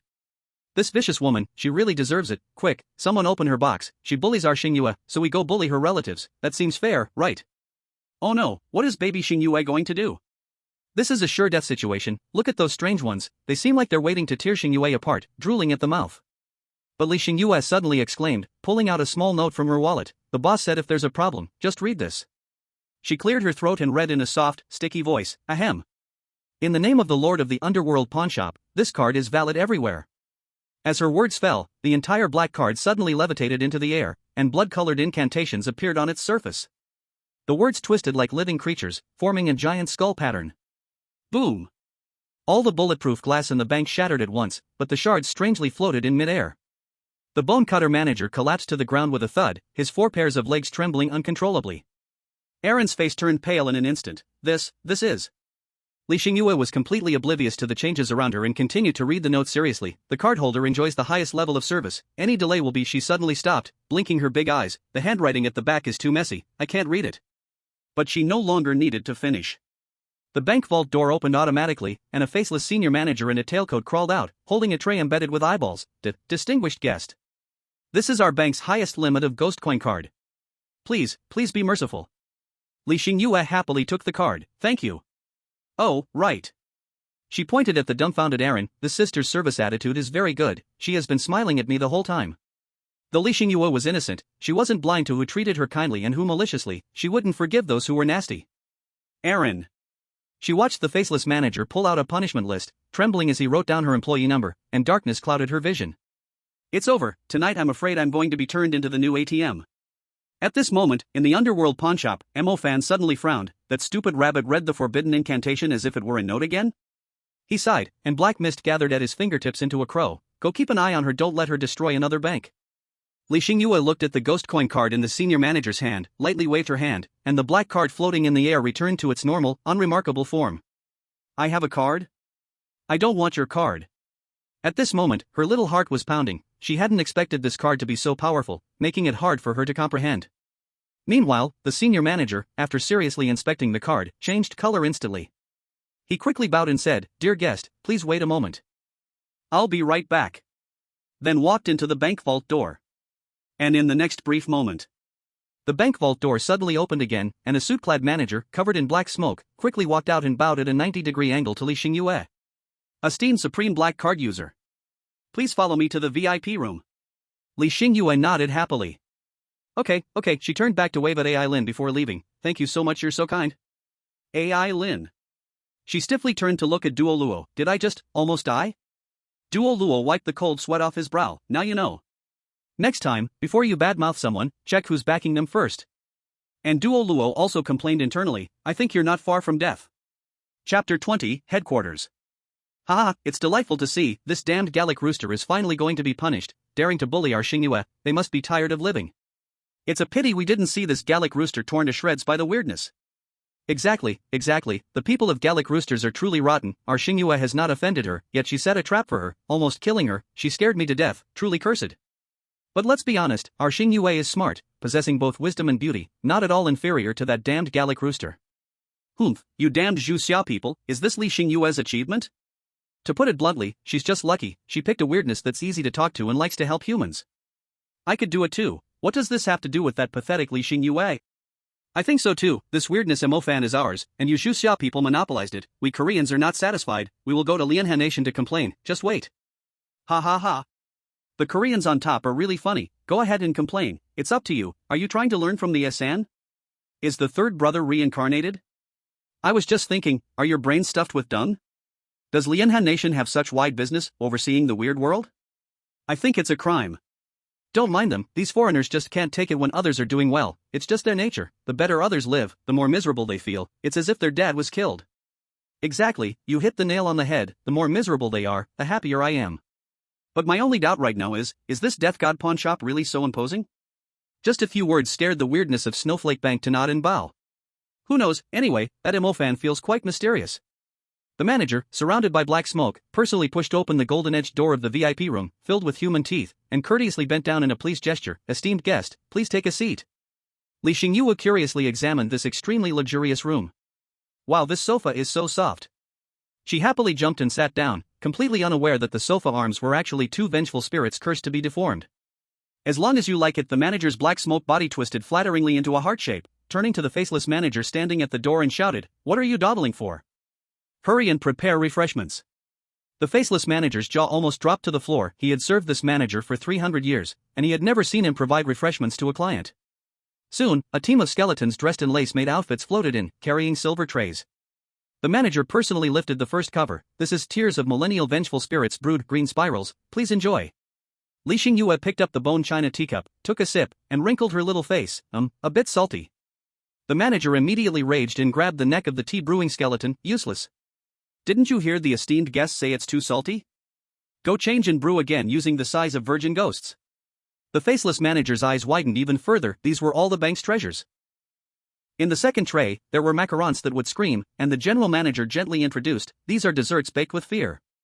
"So cute." Xingyue picked one up, and the macaron immediately became as quiet as a chicken in her palm, even turning pink in a flattering manner. The general manager's smoky black body trembled with excitement. "Oh my god. You can even tame desserts." He turned to shout at the faceless manager, "Why are you still standing there? Hurry and get the eternal nightmare chocolate from the vault." The faceless manager couldn't hold back anymore, mumbling softly, "Sir, that's our last resort." "Shut up." The general manager hit him on the bald head with a smoking pipe. "This lady holds the black card of that lord. Do you remember what happened to that bank that ignored his messenger last time? It was renamed Screaming Theme Park." Xingyue was completely oblivious to the argument happening here, happily playing with the color-changing macaron. "Do you want to try it?" she asked the general manager, holding up the dessert. The general manager's smoky black form instantly froze. "See, can I?" His voice trembled with excitement. "Of course." Xingyue smiled with her eyes crescent-shaped. As the general manager cautiously took the macaron, the faceless manager saw his once merciless boss, who used to treat customers' souls like sunflower seeds, actually using black smoke to create a handkerchief and wipe non-existent tears from his face. 300 years, it's the first time a distinguished guest has offered me food. At that moment, the VIP room's phone suddenly rang. The general manager stiffened when he answered, "Master, it's for you."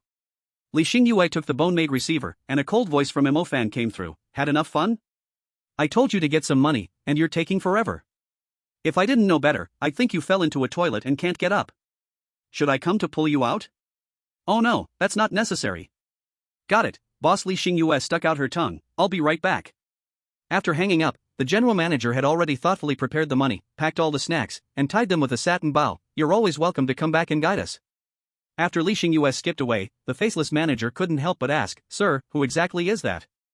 The general manager gazed at her retreating figure, a look of reverence appearing in the smoky haze. "Stay out of things related to the death god Pawnshop. You don't want to end up as their living pawn. They're professionals at collecting souls." Hearing this, the faceless manager was so frightened that his face almost grew out, though it was a twisted version, filled with fear. "But let me tell you something, it's okay." The general manager lit a cigarette and took a light puff. "That person, I don't know much about them either, but you know which bank is the headquarters for all the strange banks in our world, right?" The faceless manager nodded. "I know, it's the Supreme Eerie Emperor Bank. Let me tell you this, that card the human girl just held, even the high-ranking strange bigwigs at the Supreme Eerie Emperor Bank's headquarters would treat it with the utmost care, not daring to overstep in any way. That card, you might not recognize it, but a relative of mine who's a bigwig once mentioned it. It's the Supreme card of the Supreme Eerie Emperor Bank, and you can withdraw money anywhere, enjoy supreme treatment. If the conditions here weren't so poor, I'd have given that girl supreme-level treatment just now. You can imagine how terrifying the owner of the Death God Pawnshop is, right? Don't ask about things like this, or you won't even know how you die. When it comes to the Eerie world, you need to have some sense. Do you understand? You're one of the promising Eerie's I've got my eye on. Don't screw things up and get yourself killed. Living long in this Eerie world is not easy." The faceless manager trembled all over, and at that moment, he felt that it was a good thing he didn't have a face. At least he wasn't scared enough to drop it on the ground. Chapter 21, Labor in 9527. Damn, Xingyue's treatment is too sweet, huh? Even in this Eerie world, there are people who lick boots. Look at that old Eerie. Too much bootlicking. You upstairs, are you stupid? You call this bootlicking? This is called knowing the time and seizing the chance. Didn't you see that he's also a bank manager in that weird world? How did he get there? There's a method to dealing with weirdness. Didn't expect that being weird is also so hard. Really makes one sigh. It's hard to be weird, hard to be human. If you don't have skills, even being weird feels suffocating. I'm getting more and more curious now. Who exactly is this MO fan? Just a card, yet these weird beings treat him like a god. They're almost worshipping him. Haha, no matter what identity MO fan has. We don't understand the weird world, but the only thing we need to know is, with MO fan, our Zhuia is safe. Go look, another person from our Zhuia has arrived too. Wah wah wah, finally another person from Zhuia shines on stage. I wonder how much this Yang Li is going to enjoy. Honestly, I'm a little jealous. Yeah, I think the same. On Blue Star, being a normal person is super hard, but didn't expect that going to the weird world, like Xingyue, you can enjoy worship from all the weird beings. Who wouldn't be dazzled by that? Yes, really envy Xingyue and this Yang Li. I really hope I can be chosen next time too. The human world is not worth it, but the weird world seems kind of awesome. At this moment, Yang Li stood in front of the spooky door of the death pawnshop, fixing the collar of his brand-name suit worth 100,000, with a proud smile at the corner of his mouth. Humph, what weird game, it's just a stepping stone for me. He talked to himself, first take down that silly sweetly Xingyue, then PUA that weird being called MO fan. He pushed open the door full of bloody handprints with force. Welcome to the death pawnshop. A childish, soft voice sounded. Yang Li looked down, and saw a chubby white baby in a red belly band sitting at the counter, playing with a string of human bone abacus in his chubby little hands. Just this, Yang Li felt contempt in his heart, seems like the rumors were exaggerated. He quickly switched to the fake kind smile he used in live streams. Little kid, where are your parents? Big brother is here to find big sister Li Xingyue. The baby looked up, and his round big eyes suddenly turned pure black. You called me, little kid? The whole pawnshop's temperature dropped sharply, and Yang Li suddenly found his own shadow choking his neck uncontrollably. He slapped his shadow in horror. Stop. Do you know who I am? I'm a top streamer with tens of millions of fans. The baby Xiao giggled sweetly. Now I know you're the new cargo mover. He waved his little hand, and Yang Li's suit instantly turned into a coarse linen robe, with a metal collar on his neck carved with Laborer 9527. The warehouses in the back. Xiao floated into the air, his chubby little feet stepping on Yang Li's head. Today you need to move 300 wailing coffins, no dinner if you don't finish. Time and space twisted. Yang Li and Xiao arrived at the weird warehouse in the back. Looking at this gloomy place, dark holes everywhere. Yang Li was trembling with anger all over. Do you know that I'm from the same hometown as Li Xingyue? I want to see Lord Mo fan. Xiao's big eyes narrowed into dangerous slits. You? He suddenly pulled out a small whip, and whipped Yang Li's back. Where the whip landed, squirming curse marks appeared instantly, making Yang Li roll on the ground in pain. First, Xiao scolded in a soft childish voice. Lord Mo fan is having afternoon tea. Is he someone a low human like you can just meet? He has no time for trash either. Second, another whip came down. Zhuia country? Is that some tasty thing? Third, Xiao suddenly smiled innocently, and with a wave of his little hand, the scariest items in the warehouse floated out. That hourglass of time that sucks the mover's lifespan. The screaming box that holds a living nightmare. And the most terrifying, the cabinet of desire that can never be filled. 3 items began to torment Yang Li, and in an instant, Yang Li seemed to age 10 years, completely losing her spirit. Weak all over, trembling without strength. At this moment, Yang Li's face was ashen. You are abusing me. I want to complain. Xiao tilted his head and suddenly pulled out a small coffin with a label that read complaint box. Go ahead, but let me remind you, the last employee who complained. He patted the coffin, and immediately a piercing scream came from inside. Still writing a complaint letter in here. What the hell? The situation doesn't seem right. Didn't they say to enjoy? Why has it turned into hard labor like Young 9527? This life is even more painful than before. Exactly, why does it feel like the treatment is no different from people in other countries, and instead worse, so miserable? Just a few seconds and I feel almost drained. My lifespan is about to run out. Damn it, too scary. It's over. I thought there would be special treatment for us from Zhuia, but I didn't expect this was the special treatment. I'm disheartened. Zhuia people, this is your enjoyment. It's hilarious. Go all of you enjoy. Just then, a cheerful voice came from the backyard. Xiao, I brought back snacks from Snowflake Bank.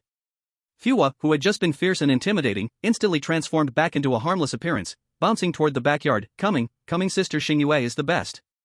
Halfway there, he suddenly turned back and showed Yang Li a chilling smile. If you can't move at all, tonight you'll sleep in the coffin of wailing. Yang Li looked at the terrifying pile of goods, then touched the fiery whip marks on her back, finally collapsing to the ground. This is not what the plot promised. Meanwhile, in the backyard, Mo-fan was elegantly savoring tea, watching Li Xingyue feed Fuwa snacks. Did you have fun today? He asked lightly. Li Xingyue smiled with her eyes crescent-shaped, super happy. The bank people are all really nice by the way, how about the new employee? Is he also strange? Fuwa, with his mouth full of snacks, mumbled, of course, except for you, we only hire the strange, and now they are really obedient trying hard to learn. From the direction of the warehouse came Yang Li's piercing scream, let me out. This coffin is biting my butt. However, the voice was faint, anyway, Li Xingyue couldn't hear it. And Mo-fan, upon hearing this, revealed a strange smile on his face. He then nodded in satisfaction, looks like they are adapting quite well. It's over, it truly is a case of different fates for the same kind, one is a laborer, one sipping afternoon tea, this life is too contrasting.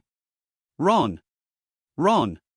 I feel like we all misjudged this, it's not that this strange called Mo-fan has a liking for humans, but that Li Xingyue seems to be very special.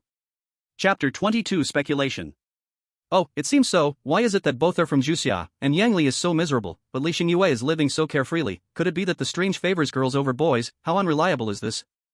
I don't know if the strange favors girls over boys, but Li Xingyue is definitely valued by Mo-fan, didn't you see Mo-fan personally call Li Xingyue to come home? Who else gets this kind of treatment? In Zhuia, Lingdu. The Bureau of Strange Affairs. Director, I feel that we have made a significant error in our research and analysis? Strange Affairs researcher Li Chaoyang adjusted his large golden-rimmed glasses with a heavy expression as he approached Director in Tai. Director in Tai had a puzzled look on his face, what error did we make? Sigh. Director, we have been assuming that this strange Mo-fan might have a liking for us Zhuia people, which is why Li Xingyue not only survived but can live comfortably in the strange world. But based on today's round with our Zhuia contestant Yang Li's experience, this strange under Mo-fan doesn't seem like it has any goodwill towards us Zhuia. In fact, it may not have even heard of Zhuia. And from its words, its attitude towards humans is very disdainful. Even considering humans as lowly beings, from this perspective, the place of arrival belonging to us from the great Xiao, the death god's pawnshop, is not a happy harbor for us, but rather a grave of the grim reaper. Hearing this, Antai's face changed instantly. Is your speculation accurate? Is this just your personal view, or is it the consensus of the entire research team? Li Chaoyang sighed deeply. Director, I wish this were just my personal bias, but unfortunately, every researcher now believes the same. I'm very worried for our great Xiao. Then what about Li Xingyue? The director frowned, his expression calming down, and he asked seriously. Director, this is also a mystery to us. We can't figure out what is so special about Li Xingyue that the strange Mo-fan treats her so gently. Moreover, Li Chaoyang hesitated for a moment, not continuing his words. The director raised his head. If you have something to say, just say it. Is there anything you can't talk about in front of me? Li Chaoyang hesitated for a moment and nodded. Director, this is just my personal guess, very bizarre, so I don't dare to say it, fearing it might affect your judgment. A guess from you could affect my judgment? Tell me, I want to see what shocking guess you have that could so easily sway my judgment. Antai's face showed a hint of curiosity, and he couldn't help but smile. Director, do you still remember the wish that Li Xingyue made before entering the strange world, wanting us to help her realize it? Antai's face changed instantly upon hearing this. He looked around and, seeing there were no outsiders, spoke with a worried expression, carrying a hint of fatigue. This wish of hers is not easy to talk about, is it? You are not an outsider, so I will be straight with you. What she mentioned is connected to the monstrous Xiao family in our great Xiao. The Xiao family is considered the head of our great Xiao, controlling all aspects. How can we easily accomplish that? To clear that Mo-fan's name, no, Mo-fan?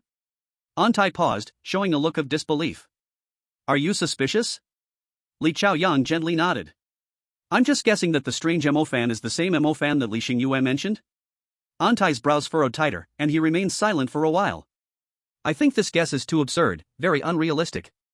These are two different worlds, and the people are different. How can anyone believe just based on a name? Yes. I also feel that my hypothesis is too far-fetched and exaggerated, which is why I didn't intend to say it. But this guess best explains why the strange Mo-fan treats Li Xingyue differently. After all, according to this guess, Li Xingyue was originally Mo-fan's childhood sweetheart, and after Mo-fan's death, she bravely sought justice for him alone. It proves their relationship was extraordinarily special, and only this would make the strange Mo-fan take care of her. Otherwise, it's hard to imagine the originally terrifying and cold-blooded strange would be so friendly to an ordinary human girl. Li Chaoyang continued speaking about his own unfounded guess. Sigh. Chaoyang, it's not that I don't believe you, it's just too unrealistic. According to what you said, if Li Xingyue was deeply in love with Mo-fan, how could the already deceased Mo-fan see this process? He couldn't see it. And moreover, during Mo Fan's lifetime, existing data shows that they were only good friends as children, but grew apart as they got older, feeling that their relationship was not that tight. How can anyone believe that this strange Mo Fan is truly the same Mo Fan, and furthermore? On Tai's side. Even if it were true, according to this speculation, many people in our great Xiao would be enemies to this strange Mo Fan, even objects of hatred. As long as he does not hate these people, it would be just fine. Help the Zhuia, how is it possible? If this inference is true, it is even more unfavorable for Zhuia. Li Chaoyang nodded. He also understood very well why the Director General would say this. Since he is doing research, especially on Li Xingyue, this unique contestant, he must have a very deep understanding. Inevitably, this involves Mo Fan, who is closely tied to Li Xingyue. In his view, Mo Fan is truly unfortunate. He is in a miserable situation. Originally a genius scientist, Li Chaoyang even feels he is a giant in research, a groundbreaking existence in the field. However, because of the selfish desires of some people, this genius has been forced into a dead end. First, his research path was cut off, then they directly placed a death penalty on him. As if that is not enough, they made his reputation stink, making everyone cry out to strike him down. The most ridiculous thing is, the decapitation penalty, which Zhuia had long abolished, has been arranged for him under the evil desires of some people. The execution is by the infamous executioner of decapitations. This is a scandal of the ages. Surprisingly, so many people relish it. Li Chaoyang feels if this bizarre Mo Fan is indeed that Mo Fan, if he, Li Chaoyang, were in that position, he would definitely not spare those who harmed him. Every one of those people deserves to die. If Mo Fan does not take revenge on these people, he could be considered a saint. Not to mention helping humanity, this kind of funny statement. Not destroying humanity would be good enough. Thinking of this, Li Chaoyang actually hopes this bizarre Mo Fan is not that Mo Fan, because it is too dark, too terrifying, sending a chill down his spine. Director General and Tai seems to have the same thought, his face not looking too good, his expression heavy. Sigh. These disgusting parasites. Chaoyang, don't let others hear this, just you and I should know, otherwise, if it gets to some people's ears, it would be bad. The two exchanged glances, both seeing deep helplessness in each other's eyes, and they sighed at the same time. Sigh. Chapter 23 Takeout. Sigh, they say the difficulty of this bizarre game has been lowered, but how come in less than a day, several people have already died? What are we going to do? Our Asian country only has one lone survivor left, and he is still miserably delivering takeout late at night. Dude, I've got to see the Asian deliver takeout. I wonder if the things he carries with those hands washed in the Ganges water will kill the bazaar. Ha ha ha, you never know? I just feel that the bazaar might not be able to withstand it. The real killer is the Asian, stronger than the bazaar. No, I think it's still weaker compared to eating radiation water with the little sun. But I'm also curious, what is the night like in the bazaar world? Let's all go take a look. I'm scared to look alone. What to be afraid of? The bazaar won't rush out from another world and kill you, Allah. Allah. Then you, come along. Let's go, who's afraid of whom? I am a man who feeds on horror movies for spiritual nourishment, why be scared? Let's go, brother. Boss, why hasn't the takeout you ordered arrived yet? I'm almost starving to death. Li Xingyue patted her little belly, looking pitifully at Mo Fan. At this moment, after a short time with Mo Fan, Li Xingyue was no longer so afraid of him. In her heart, Mo Fan is just a good bazaar. Doesn't eat people. Doesn't harm people. And he is handsome. Mo Fan glanced coldly at Li Xingyue, then looked up at the blood-colored clock hanging in the hall. This time is indeed a bit slow. Looks like I have to give a bad review. Bad review. Li Xingyue's eyes widened in an instant. In the bazaar world, they actually have bad reviews? Mo Fan smiled faintly, his face filled with mysterious colors. In fact, in his 30,000 years of rise in the bazaar world, this is also the path of change in the strange world. The current strange world is no longer like it was 30,000 years ago. At least, it is actually not much different from the modern world. Refrigerators, air conditioners, washing machines, televisions, everything is there, all based on Mo Fan's memories, produced by the strange powers of the entire strange world. He enjoys it, as each item is crafted. In other words, the worldview of the current strange world has been completely changed by the wishes of Mo Fan, this big boss. Even the strange heavenly way is left speechless. So, this is why there is takeout, which seems fresh to outsiders but is actually not new at all. Mo Fan quickly took out a phone, operated on the strange menu, and saw the delivery person, instantly angered. Doesn't the high-end bathing brand Lucky Bathhouse want to exist anymore? How dare they send an Indian to deliver my food? The dishes are already tainted by him, who could still eat something like this? In an instant. Fan cancelled on the electronic page of Lucky Bathhouse and added a Supreme Edition, Bloody Bad review. Terrifying, bloody. Then he ordered a luxurious meal again from Moonlight Restaurant, preparing to walk over with Xingyue, since it was close anyway. And this scene was just seen by the people of Zhuia watching. Haha, our little Xingyue really has a flavorful life, while other participants are living in a hell of despair. Damn, this little Indian is going to suffer. The last order of the day was supposed to end the torturous day, but now it has come to an ultimate despair. Ha ha ha. Now, we have a good show to watch. That damned fan actually dared to give us Indians a bad review. How could he? It's your fault, why give a bad review? This fan obviously has a connection with Zhuia. Standing next to this Zhuia woman, enchanted by the charms of Zhuia women, he truly is a garbage strange. It's over. It's over. My Indian country only has one contestant left, what if another is lost? It's all that damn Zhuia's fault, it's all their fault, Zhuia people should all die. Those damned Indians upstairs are barking like dogs, they still have the energy to bark, but they should go and appreciate their last contestant's last takeout journey. Haha, maybe after tonight, there'll be no more opportunities. Damn Zhuia people, we're already procuring the latest battle jet fighter, just wait. Come, we have J10C, just afraid you won't dare to come. Bro upstairs, you think too highly of them, I think J9 is enough, such a high level they can't withstand. On the other side. In the underground gold vault of Snowflake Bank, the air is thick like coagulated plasma. The high-level manager stood quietly at the altar with a faceless expression, the position where his face should be was smooth as a mirror, yet oddly reflected the twisted figure of Bonecutter Demon. Your teller almost caused the death of us all. The faceless voice sounded as if it came from very far below water, each word echoing, according to the rules, you must offer a sacrifice of one arm. Bonecutter Demon's 4 pairs of insect legs rubbed uneasily against the ground, making a click-clack sound. On his face covered with compound eyes, hatred was almost tangible. My lord, it's all that lowly human teller Eileen's fault. The faceless figure suddenly raised a hand. What extended from his sleeve was not an arm, but a wriggling human-faced tentacle. The tentacle's countless mouths opened in unison. Are you questioning my decision? The entire vault's temperature dropped suddenly, countless faces of suffering formed frost on the walls. Bonecutter Demon immediately prostrated on the ground, the foremost pair of legs began to twist and deform voluntarily. I dare not. My subordinate will sacrifice immediately. The sound of cracking bones echoed painfully, as the thickest arm of Bonecutter Demon began to fall off by itself. Strangely, what flowed out from the severed part was not blood, but a kind of black, sticky slime with a rotting stench. The severed arm twitched on the ground, its fingers constantly scratching the floor, leaving behind scorched marks that smelled of sulfur. Please, my lord, accept this. The bone-cutting demon trembled as he held up his severed arm with his remaining 3 pairs of limbs, raising it above his head. The faceless tentacles slowly wrapped around that arm. The mouths on the tentacles suddenly all opened wide, revealing rows and rows of sharp teeth inside. With a chilling chewing sound, the arm was devoured little by little, until nothing remained. Tastes good. The faceless one's voice suddenly turned cheerful, limbs filled with hatred always taste extra delicious. The bone-cutting demon lowered his head, a vicious light flickering in his compound eyes. He noticed a pile of shriveled strange corpses in the corner of the altar. Those were colleagues who had angered the faceless one before. You may leave. The faceless one waved his hand carelessly. Remember to report to work on time tomorrow. The bone-cutting demon backed out of the treasury. As he closed the door, he heard the faceless one's final light warning. Alright, the human teller named Irene, she'll be tomorrow's breakfast meeting ingredient. A flash of pleasure passed through the bone-cutting demon's compound eyes. At least, he could have a good dream tonight.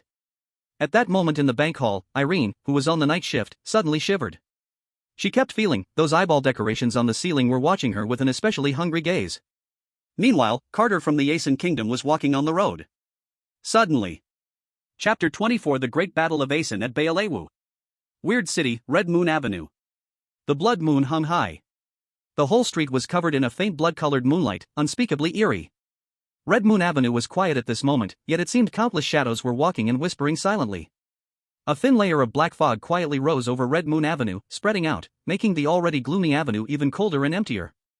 Tap. Tap. Tap.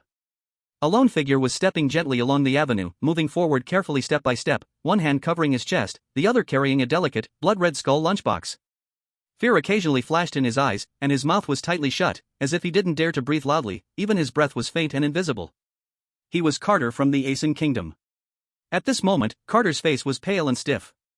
This moonlit night food delivery. Chapter 25 Brother, are you hungry? Damn it, this weird world at night is too scary, damn it could scare someone to death. Exactly, so gloomy, so dark, it just feels wrong, it makes your scalp tingle. The scariest part is this faint black fog. It always feels like there's something unclean in it, like many ghost shadows are moving. Damn, you guys really see a lot of eyes, huh? Didn't this Asen guy see them? Damn, it's terrifying. He probably can't see them, but he looks kinda scared. He's almost shriveling up from fear. Don't talk about him, I'm about to shrivel up myself. This ghost place really isn't for people. Just looking at it is this scary. This Asen guy is really unlucky. He can only blame his bad luck, and what's there to pity about someone from Asen? People like that deserve to die. Oh mom, did you see? Chapter 26 Reward. Shame, shame, the shame of my great Asen, you've held it in for so long, couldn't you hold on a bit longer? Now it's over, not only will you die, you'll drag a whole city down with you. All of Asen's glory is ruined, truly a coward without guts. Ha, look at these Asen people, they're scared, they've mentally collapsed, and now they're attacking a man about to die, who was once their hero. Treated like this? Gotta say, typical Asen. He's panicking. Ha, the bell of death has already rung. What else can you expect from A3? Aren't they all like this? That's true, always changing orders, never looking for reasons within, it's always someone else's fault for a lifetime. But it must be said, this little A3 is doomed this time, facing. Chapter 27, Moonlight Restaurant. Weird City, Moonlight Restaurant.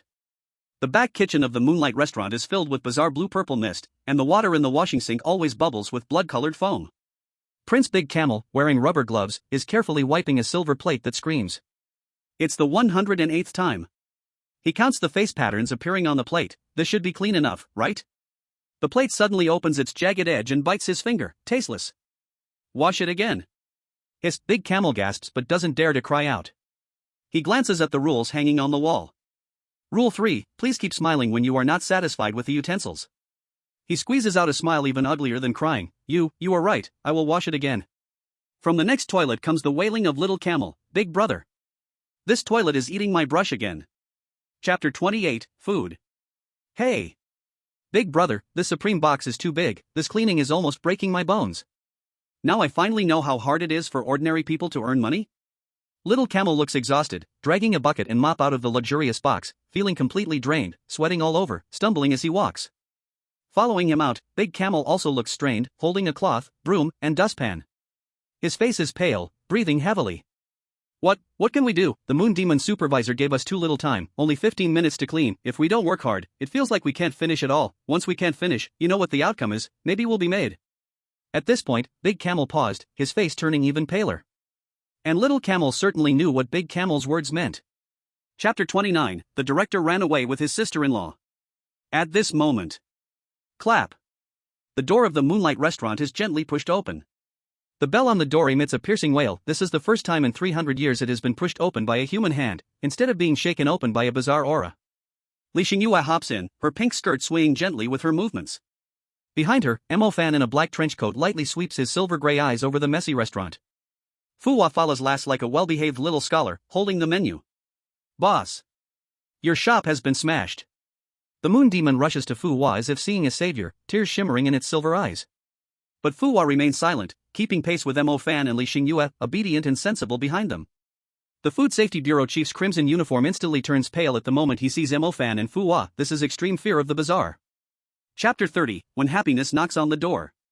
A three-country, Zindeli City. The entire city is shrouded in dead silence, the moonlight obscured by dense blood mist, with only a few streetlights emitting dim green light. The streets are scattered with torn caution tape and a few pairs of shoes left behind, their owners have long since vanished. Little Ted's family is curled up in the storage room of their apartment. The father holds a heavy wardrobe against the door, while the mother tightly covers the mouth of their little daughter, breathing cautiously. 10-year-old little Ted huddles in the corner, holding a dead tablet in his arms, the screen frozen on the daytime news interface. Emergency notice, an unknown bizarre occurrence has appeared in Zindeli, characterized by knocking sounds. Knock, knock, knock. The sudden knocking sound freezes the entire family in place. The sound is unhurried, each knock seeming to hit directly at their hearts. Chapter 31 Promotion from the General Manager. Strange City, Snowflake Bank. Eileen dragged her weary body out of the duty room. The clock in the bank lobby showed 7:17 in the morning, and she was mentally and physically exhausted from the night shift. The wound on her finger was still oozing blood, a bite mark left by the living counting machine she accidentally bumped into last night. Why him? She stared at the VIP news clipping on the wall about Xingyue taking money, her nails digging deep into her palm. That fool gets to. Miss Eileen. A cold voice suddenly came from behind her. The bone cutter manager's 4 pairs of insect legs tapped a creepy rhythm on the floor, and a strange smile graced his compound-eyed face. I have good news to tell you. Eileen instinctively took a half step back. What good news? You have been promoted. The bone cutter's tone suddenly turned sweet like honey. Chapter 32 Heartwarming Breakfast. This scene sparked heated discussions among everyone. Gallic Rooster Nation netizen. Eileen. No. At National Security Bureau, do something. Do what? Send troops to the strange world to deliver takeout? At least let her die with some dignity. Zhuia country netizen. This is better than strange on the tip of the tongue. Are you a devil, upstairs? Suggest Snowflake Bank start a takeout service. At Li Xingyue's wife, hurry look. Snowflake Bank is trending. Setting Sun Nation netizen. Our experts say this is a conspiracy from the Gallic Rooster Nation. Suggest moving Snowflake Bank to Pickled Vegetable Nation. Latest research, weird banquets help boost GDP. Pickled Vegetable Nation netizen. Chapter 33 Memory. In the morning at the Death God Pawnshop warehouse, Yang Li curled up in a corner, trembling all over. His once carefully styled hair now looked messy like dry straw. The custom suit worth tens of thousands had turned into rags, stained with suspicious black marks, made from his own blood mixed with the educational tools from the Fuwa. Hiss. Moving even slightly sent a tearing pain throughout his body. The scars left by Fuwa's beating were no ordinary wounds, small black runes writhed in each cut, like countless ants gnawing at his soul. Water, give me water. Yang Li's chapped lips trembled as he glanced at the faucet not far away. That was the punishment device specially installed by Fuwa. Water flowed out, but if you dared to drink, it would turn into sulfuric acid. He had been tricked 3 times last night, and now smoke was rising from his throat. Chapter 34 The Breath of Death. My God! This Yang Li is actually such a person? How disgusting that I used to follow his livestream. My worldview has exploded. So those rumors online that Black and Imo fan were all led by him? How can someone like this still be a big influencer? After watching the memory playback, I'm dumbfounded. This is the positive energy broadcaster we once supported in Zhuia country? I'm disgusted. Yang Li, are you even human? For money, you've thrown away your conscience? I suggest feeding him to Fuwa as a snack. Such trash doesn't deserve to live. Just thinking that this scum once represented our Zhuia country in competitions makes me want to smash my phone. Zhao family's lapdog. Internet bully. Social scum. I suggest a direct death sentence. Wow, this melon is ripe. So that online violence 3 years ago originated like this. So that guy who got his head chopped off. Chapter 35 Xiao Family. In Zhuia country, Lingdu, Xiao Family Manor.